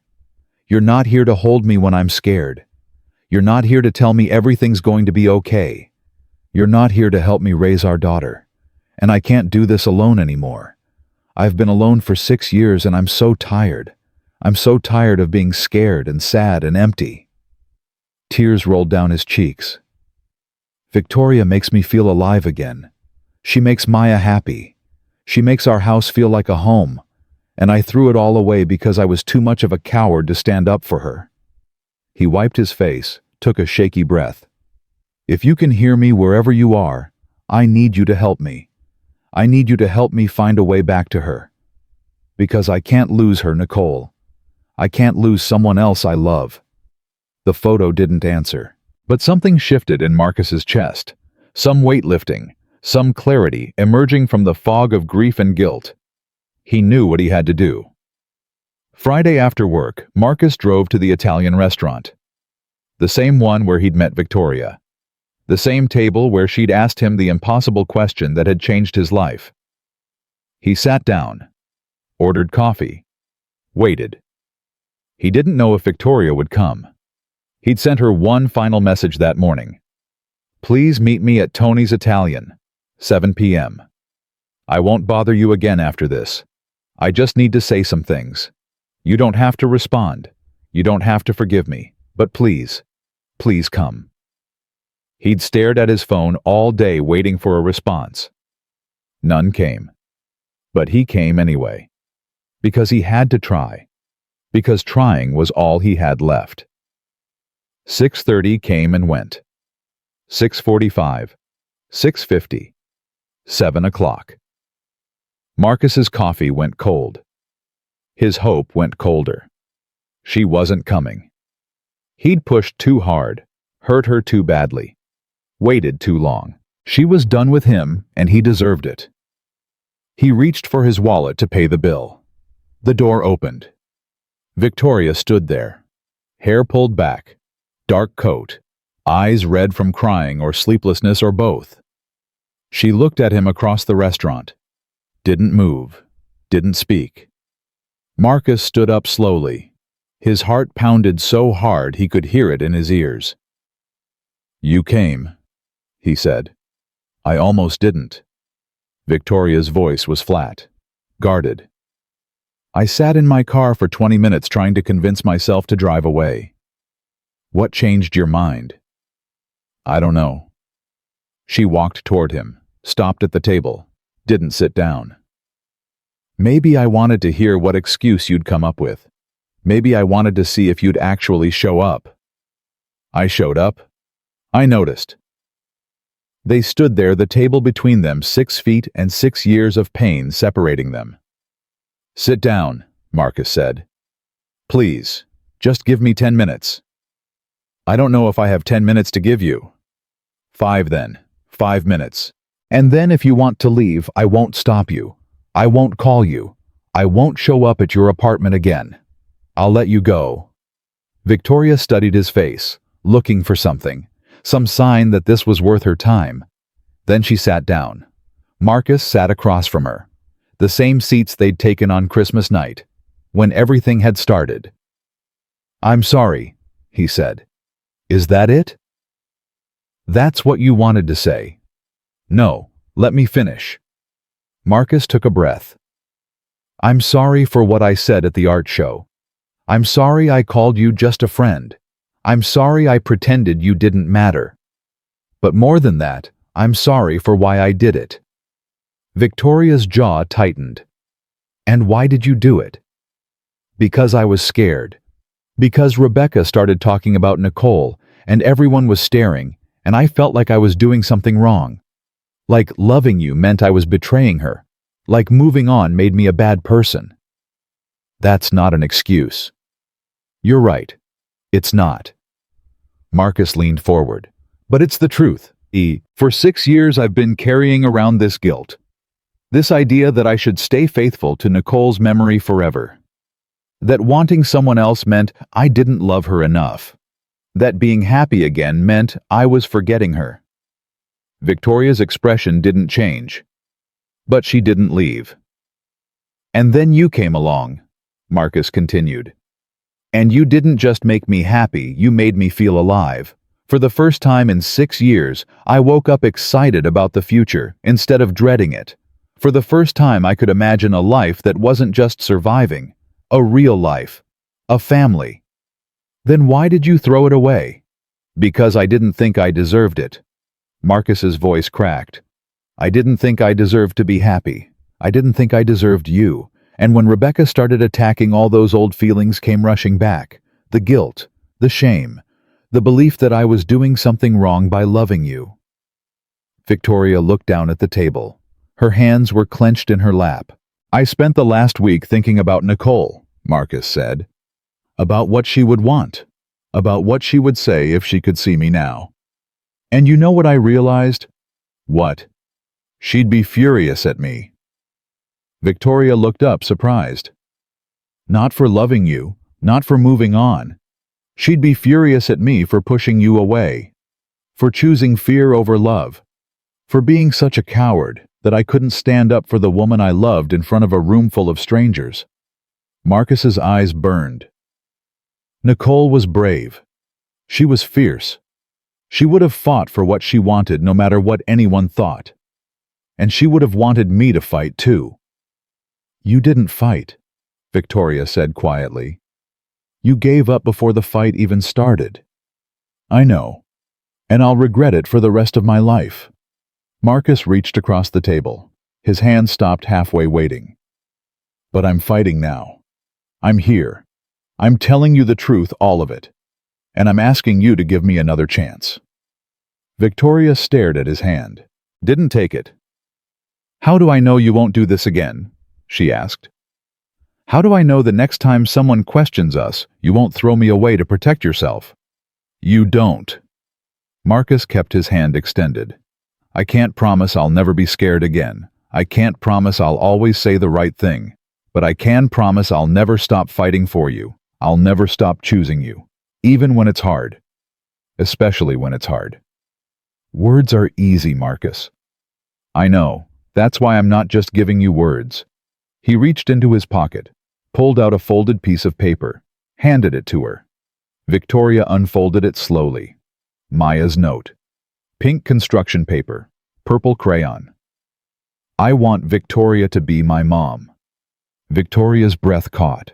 Her eyes filled with tears. She wrote that 3 nights ago, Marcus said. She taped it to her bedroom door, and every night since she's asked me the same question. Is Victoria coming back? When can we see Victoria? Did I do something wrong? She didn't do anything wrong. Neither did you. Marcus's voice shook. I did. I'm the one who messed this up. I'm the one who let fear win. But Maya never stopped believing in you. Never stopped wanting you. She drew you as part of our family because that's what you are. That's what you've been since the moment you asked me that crazy question on Christmas night. Victoria wiped her eyes. I don't know if I can do this again. I don't know if I can let myself trust you. Then don't trust me. Not yet. Let me earn it back. Let me prove that I'm worth the risk. Marcus finally took her hand. She didn't pull away. I'm not asking you to forgive me tonight. I'm not asking you to come home with me and pretend everything's fine. I'm asking for a chance. One more chance to show you that I can be the man you deserve. Victoria looked at their joined hands. At the note in her other hand. At his face. I love you, she whispered. I've loved you since the night you sat down at my table with wine dripping down your face and told me I was crazy. I've loved you through every Saturday at the park, every Wednesday dinner, every moment I've spent with you and Maya. And when you said I was just a friend, it didn't just hurt. It broke something in me. I know. I don't know if I can put it back together. Let me help. Marcus squeezed her hand. Let me help you put it back together. However long it takes. Whatever you need. I'll be there. Victoria was silent for a long moment. The restaurant noise faded around them. The other diners disappeared. It was just the two of them sitting at the table where everything had started, deciding if they had the courage to continue. Maya really wrote this, Victoria asked, looking at the note. She writes one every night. I have a stack of them on my nightstand. What do they say? Different things. I want Victoria back. I miss Victoria. Tell Victoria I love her. Marcus's voice broke. She drew a picture last night. The 3 of us. Same picture from the art show, except this time she wrote something different underneath. What? My family. That's it. Not my new family. Just my family. Victoria made a small sound. Half sob, half laugh. She loves you, Marcus said. I love you, and I know I have no right to ask for anything after what I did. But I'm asking anyway, because I'd rather spend the rest of my life trying to earn back your trust than one more day without you." Victoria looked at him, really looked, the way she had on Christmas night when she'd seen something in him worth taking a chance on. "One more chance," she said finally. "One. And if you ever make me feel like I'm not worth fighting for again, I'm gone. For real this time." "I understand." "I mean it, Marcus. I've spent my whole life being treated like I'm not enough.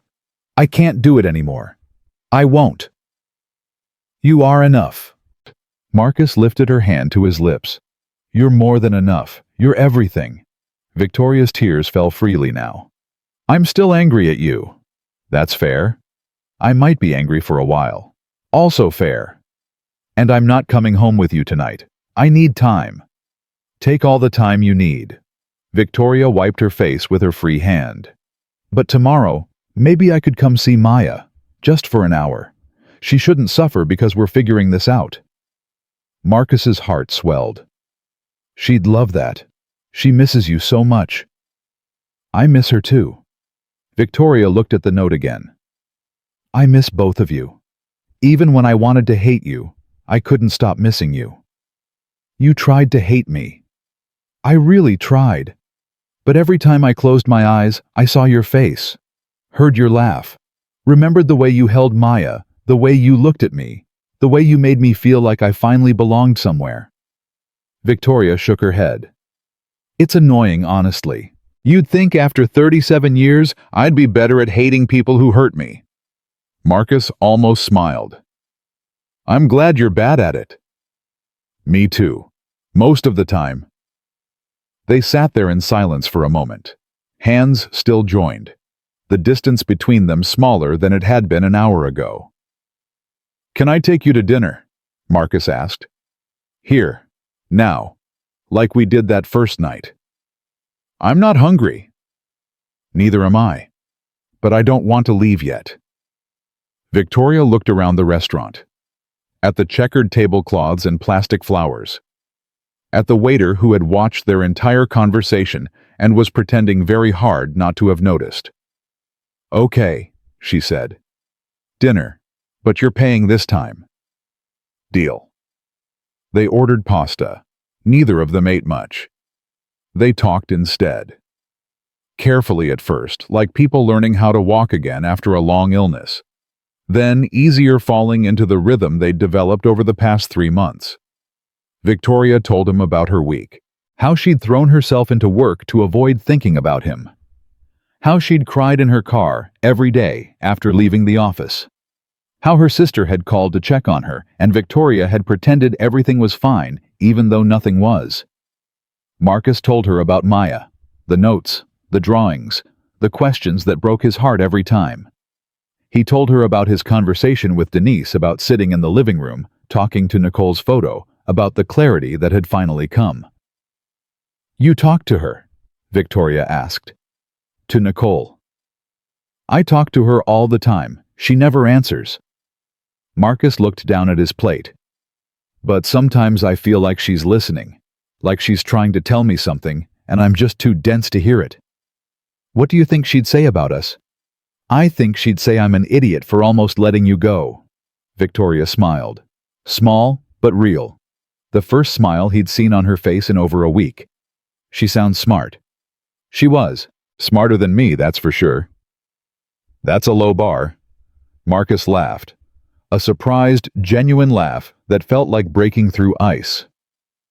"Thanks for that." "You're welcome." They finished dinner. Marcus paid like he'd promised.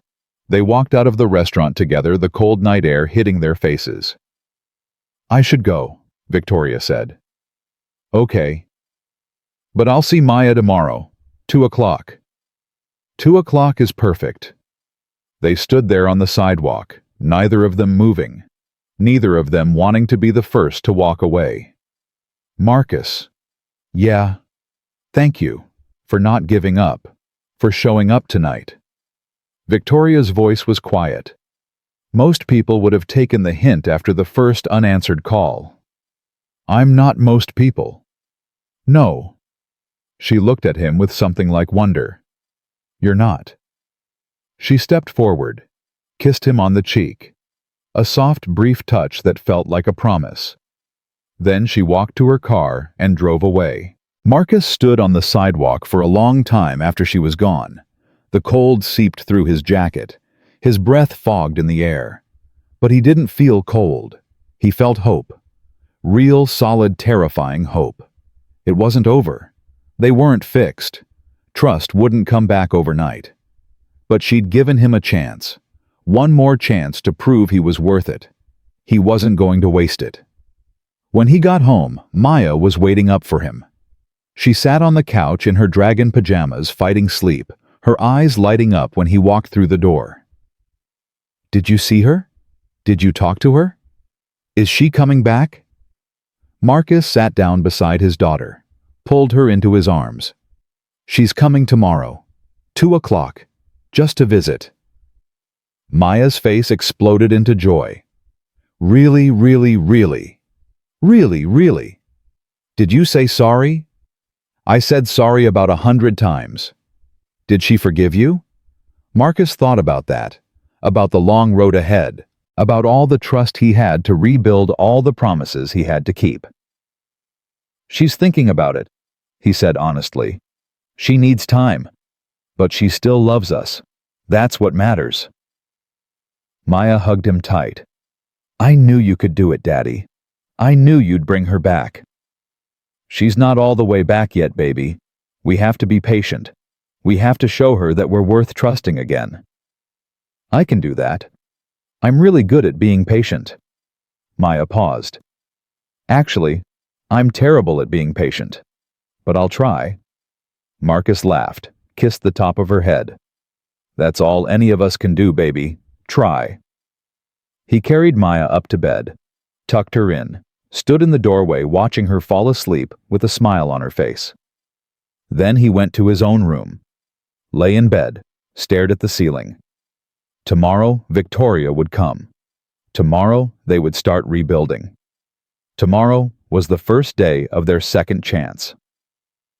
Marcus closed his eyes. For the first time in a week, he slept. Victoria arrived at exactly 2 o'clock. Marcus watched from the window as her car pulled into the driveway. She sat there for a moment, hands on the steering wheel, not moving. He wondered what she was thinking, if she was having second thoughts, if she was going to change her mind and drive away. Then she got out. Maya was already at the door before Marcus could stop her. She flung it open and ran down the porch steps, launching herself at Victoria with the force of a small hurricane. "Victoria, you came back. Daddy said you were coming, but I didn't believe him, because he lies sometimes about vegetables being good, and you're here, you're really here." Victoria caught her, held her tight, buried her face in Maya's wild curls. "I'm here, sweetheart. I'm here. I missed you so much, so much. I drew you like a million pictures, and Daddy said we couldn't bring them to your apartment because you needed space. But I have them all saved. Do you want to see them?" "I want to see every single one." Maya grabbed Victoria's hand and dragged her toward the house. Victoria's eyes met Marcus's as she passed him on the porch. "Hi," she said. "Hi." It wasn't much, but it was a start. For the next 2 hours, Maya didn't let Victoria out of her sight. She showed her every drawing she'd made since Victoria left. She showed her the ribbon from the art show. She showed her a new book about dragons she'd gotten from the library. She talked and talked and talked, like she was trying to fill all the silent days with words. Victoria listened to everything, answered every question, laughed at every joke, never once looked at her phone or checked her watch. Marcus stayed in the background, making coffee, cleaning dishes that didn't need cleaning, giving them space. Around 4 o'clock, Maya finally started to wind down. She curled up on the couch next to Victoria, her head in Victoria's lap, her eyes drooping. "Are you going to leave again?" Maya asked sleepily. Victoria stroked her hair. "I'm going to try not to. Promise." Victoria looked at Marcus. He stood in the doorway watching them, waiting. I promise I'm going to try, Victoria said. Your daddy and I still have some things to work out. But I love you, Maya. That's never going to change. I love you too. Maya yawned. You're the best almost mom ever. Victoria's eyes glistened. Thank you, sweetheart. Maya fell asleep. Victoria kept stroking her hair, her face soft in a way Marcus had never seen before. She's incredible, Victoria whispered. She gets it from her mother. Victoria looked up at him. She gets it from both of you. Marcus walked over, sat down on the other end of the couch, close enough to talk, far enough to give her space. Thank you for coming, he said. Thank you for not giving up. They sat in silence for a while. Maya's soft breathing the only sound. The afternoon light fading through the windows. I talked to my therapist, Victoria said finally. You have a therapist? I started seeing one after my second engagement ended. She's been helping me work through some things. Victoria paused. I told her about you, about us, about what happened at the art show. What did she say? She said that what you did was hurtful, that my feelings are valid, that I have every right to be angry and to take time before trusting you again. Marcus nodded. That sounds fair. But she also said something else. Victoria's hand stilled in Maya's hair. She said that people who've never been hurt don't exist, that the question isn't whether someone will disappoint us, but whether they'll show up and try to make it right when they do. I'm trying. I know. Victoria looked at him. That's why I'm here. The weeks that followed were slow, careful, like learning to walk on a broken leg that hadn't quite healed. Victoria came over on Saturdays, then Wednesdays, then whenever she could. But she didn't stay late, didn't sleep over, didn't let things move faster than she was ready for. Marcus didn't push. He showed up every day, called when he said he would, did what he promised. Small things, but consistent. Building a foundation of trust, one brick at a time. Maya noticed the change. Why doesn't Victoria stay for dinner anymore? She asked one night. She's being careful, baby, making sure she can trust Daddy again. But you said sorry. Sorry is just words. Actions take longer. Maya thought about that. Like when I broke Sophie's toy and I said sorry, but she was still mad for a whole week. Exactly like that. Oh. Maya nodded seriously. Then we just have to keep being nice until she's not mad anymore. That's the plan. A month passed. Then 2. Victoria started staying for dinner again, started laughing more easily, started looking at Marcus the way she used to before everything fell apart. One night in late spring they sat on the porch after Maya went to bed. The air smelled like rain and cut grass. Fireflies blinked in the yard. I forgive you, Victoria said. Marcus turned to look at her. What? I forgive you. For what happened at the art show, for calling me just a friend, for choosing fear over us. Victoria's voice was steady, certain. I've been holding on to it for months, waiting for you to mess up again, waiting for proof that I was right not to trust you. But you haven't messed up. You've just kept showing up, every single day. Marcus's throat tightened. I meant what I said. I'm not going anywhere. I know. Victoria reached for his hand. That's why I'm forgiving you. Not because you earned it, though you have, but because I'm tired of being angry. I'm tired of protecting myself from something that might never happen. I want to move forward, with you, with Maya, as a family. Are you sure? I've never been more sure of anything. Marcus lifted her hand to his lips. I love you. I know. Victoria smiled. I love you too, even though you're terrible at drawing dragons. Maya's been helping me practice. She told me. She said you're hopeless, but she's not giving up on you. Marcus laughed. That sounds about right. They sat there on the porch, hands intertwined, watching the fireflies dance. And for the first time since Christmas night, Marcus felt like everything was going to be okay. Not perfect, never perfect, but okay. And okay was more than enough. Summer came with heat and ice cream trucks, and Maya out of school bouncing off the walls with energy. Victoria started working from home more often so she could spend time with them. Her laptop sat on this kitchen table next to Maya's art supplies, spreadsheets, and dragons, coexisting in chaotic harmony.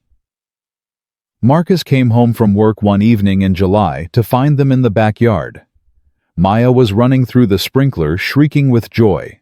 Victoria sat on the porch steps, soaked from head to toe, laughing so hard she could barely breathe. "She got you," Marcus said. "She ambushed me." Victoria wiped water from her eyes. "I was just sitting here minding my own business, and she came out of nowhere with the hose." "That's her signature move. You could have warned me." "Where's the fun in that?" Victoria threw a wet towel at him. He caught it, grinning. Maya came running over. "Daddy!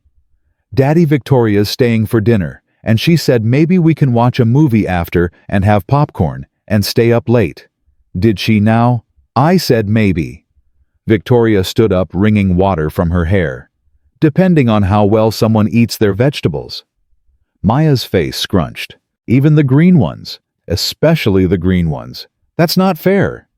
"Life isn't fair, kid. Better learn that now." Marcus watched them negotiate the terms of vegetable consumption versus movie privileges. His daughter and the woman he loved arguing about broccoli in the summer sunshine. So ordinary, so normal, so exactly what he'd stopped believing he could have. That night after the movie and the popcorn and the battle over bedtime, Marcus walked Victoria to her car. "Move in with us," he said. Victoria stopped. "What? Move in with us? You're here almost every day anyway. Half your clothes are in my closet. Maya asks every night if you're going to stay. I'm tired of pretending we're not already a family." "Marcus, I know it's fast. I know we said we'd take it slow. But I don't want slow anymore. I want to wake up next to you. I want to make breakfast together. I want to come home and know you'll be there." He took her hands. "I want us to be real." Victoria looked at him. The streetlight caught her face the same way it had on Christmas night outside the restaurant where everything had started. "What about Maya?" she asked. "What if it doesn't work out? What if we hurt her?" "She's already hurt when you leave. She asks every day if you're coming back. She's terrified you're going to disappear again." Marcus squeezed her hands. "The only way to show her you're staying is to actually stay." Victoria was quiet for a long moment. Marcus's heart pounded in his chest. "Okay," she said finally. "Okay. Okay. I'll move in." A smile spread across her face. "But I'm redoing the bathroom. That wallpaper is a crime against humanity." Marcus pulled her into a hug, held her tight, felt her heartbeat against his chest. "Thank you," he whispered. "For what?" "For taking a chance on a guy with wine dripping down his face." Victoria laughed. "Best decision I ever made." Victoria moved in on a Saturday in August. Maya helped carry boxes, though she spent more time investigating their contents than actually moving them. Every few minutes, she'd pull out something new. "What's this?" "That's awards from work." "What's this?" "That's a very expensive vase. Please put it down." "What's this?" "That's a photo of me when I was your age." Maya studied the photo. "You had funny hair." "It was the style." "It's still funny." Marcus watched them unpack, watched Victoria's things mix with his. Her books on the shelf next to Nicole's old novels, her coffee mug in the cabinet next to his, her toothbrush in the holder where Nicole's used to be. He waited for the guilt, the familiar stab of betrayal that had haunted him for years. It didn't come. Instead, he felt something else, something like peace. That night, they ate dinner together as a family. Really together for the first time. No more goodbye at the door. No more Victoria driving home to an empty apartment. Just the three of them at the table passing dishes and telling stories and being normal. After dinner, Maya demanded that Victoria put her to bed. "Daddy always does it wrong," Maya explained. "He skips the pages where the dragons are talking. Those pages are boring. They're important. That's where they make their plans. I'll make sure to read every word," Victoria promised. Marcus cleaned up the kitchen while Victoria and Maya went upstairs. He could hear them through the ceiling. Victoria's voice reading the dragon story. Maya's laughter. Then quiet. Then footsteps. Victoria came back down, collapsed on the couch next to him. "She's asleep. Out cold." Somewhere around page 47 when the dragons were debating whether to attack the castle at dawn or dusk. Thrilling stuff. "Honestly, it's not bad. I kind of want to know what happens." Marcus laughed, pulled her close. They sat there in the quiet house, the dishes done, Maya asleep, everything exactly as it should be. "I keep waiting to wake up," Victoria said. "What do you mean, this, us, all of it?" She looked around the living room, at Nicole's photo still on the mantel, at Maya's drawings covering the walls, at the life they were building together. "It doesn't feel real. After everything that happened, after all the years of being alone, being rejected, being told I wasn't enough, I keep waiting for something to go wrong." "Nothing's going to go wrong. You don't know that." "No." Marcus tilted her face toward his. "But I know that whatever happens, we'll handle it together. That's what families do." Victoria's eyes filled with tears. "I never thought I'd have this. A family, a home, someone who actually wants me here. I've wanted you here since Christmas night. I was just too scared to admit it." "I was scared too." Victoria wiped her eyes. "I was terrified that you'd leave, that Maya would decide she didn't like me, that I'd finally find something good and lose it like I've lost everything else. You're not going to lose us." Marcus pulled her closer. "You're stuck with us now. You signed the lease." Victoria laughed through her tears. "I did, didn't I? No takebacks." "I don't want takebacks." She kissed him softly. "I want forever." "Then forever it is." Fall came.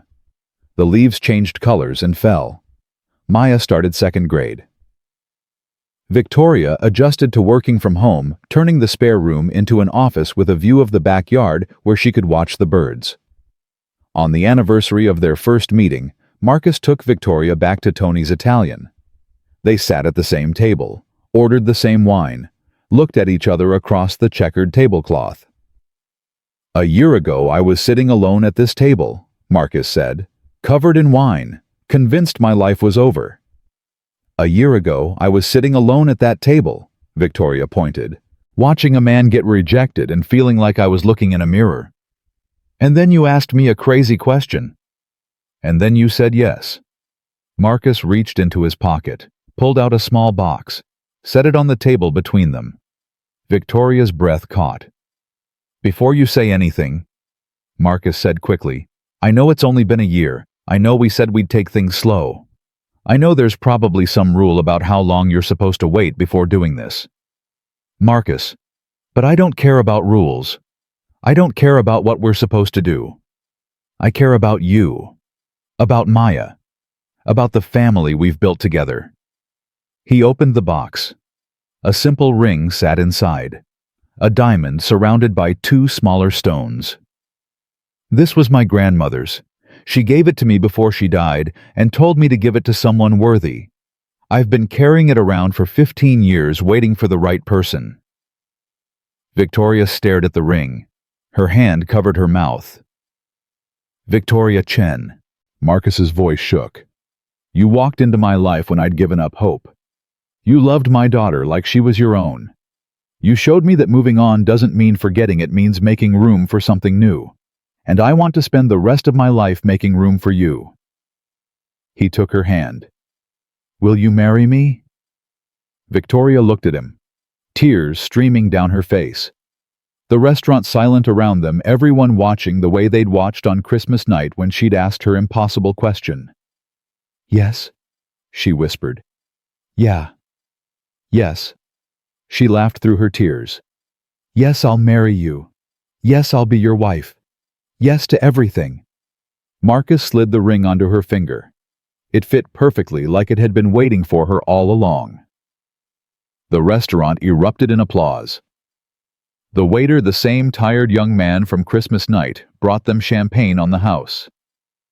Congratulations, he said. I've been rooting for you two since that first night. You remember us.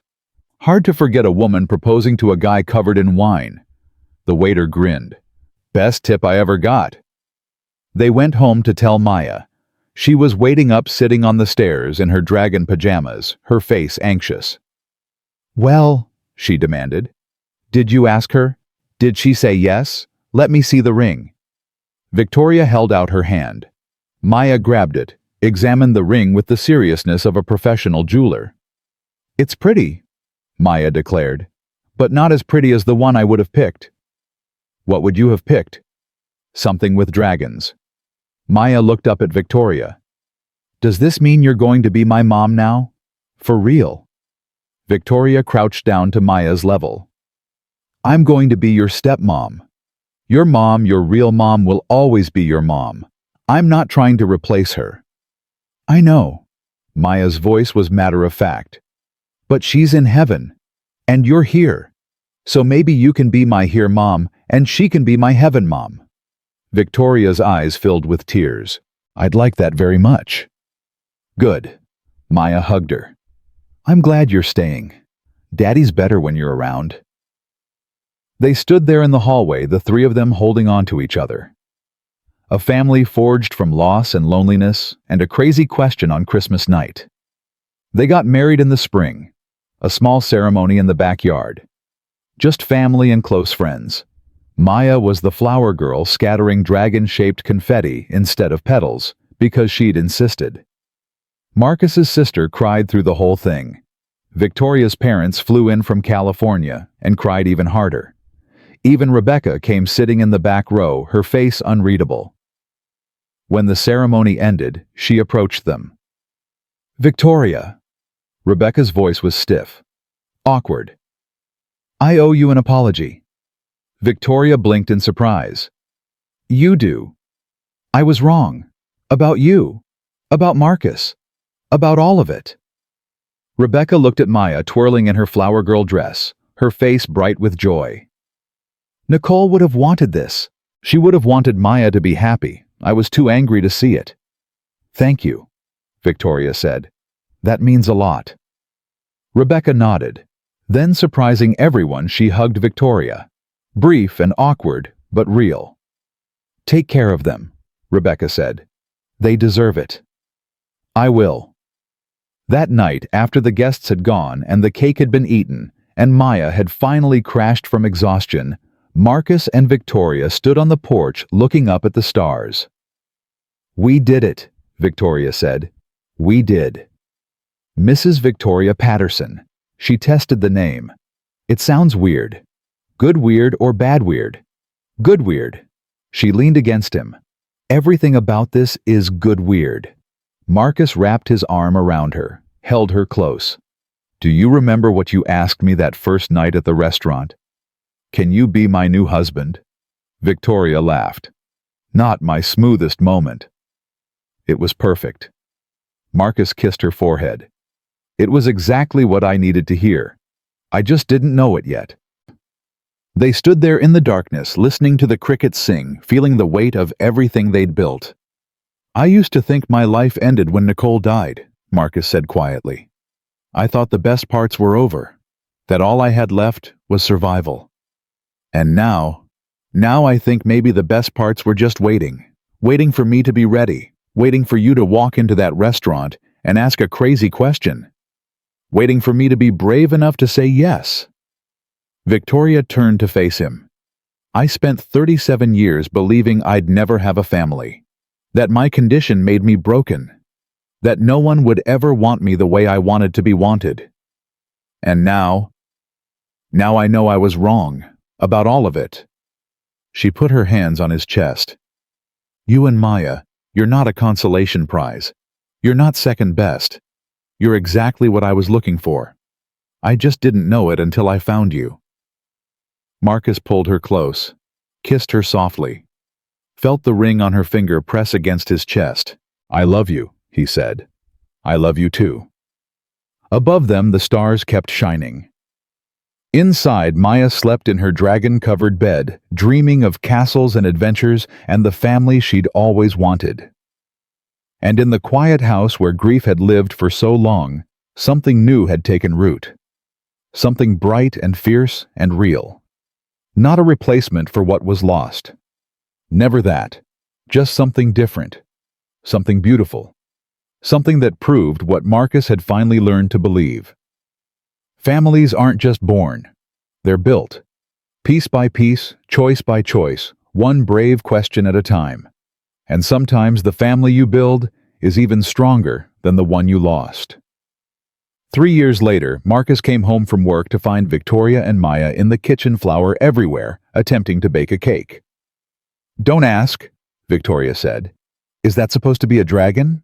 It's abstract. It looks like a blob with teeth." "Abstract," Victoria repeated firmly. Maya grinned, frosting smeared across her cheek. "I helped. I can tell."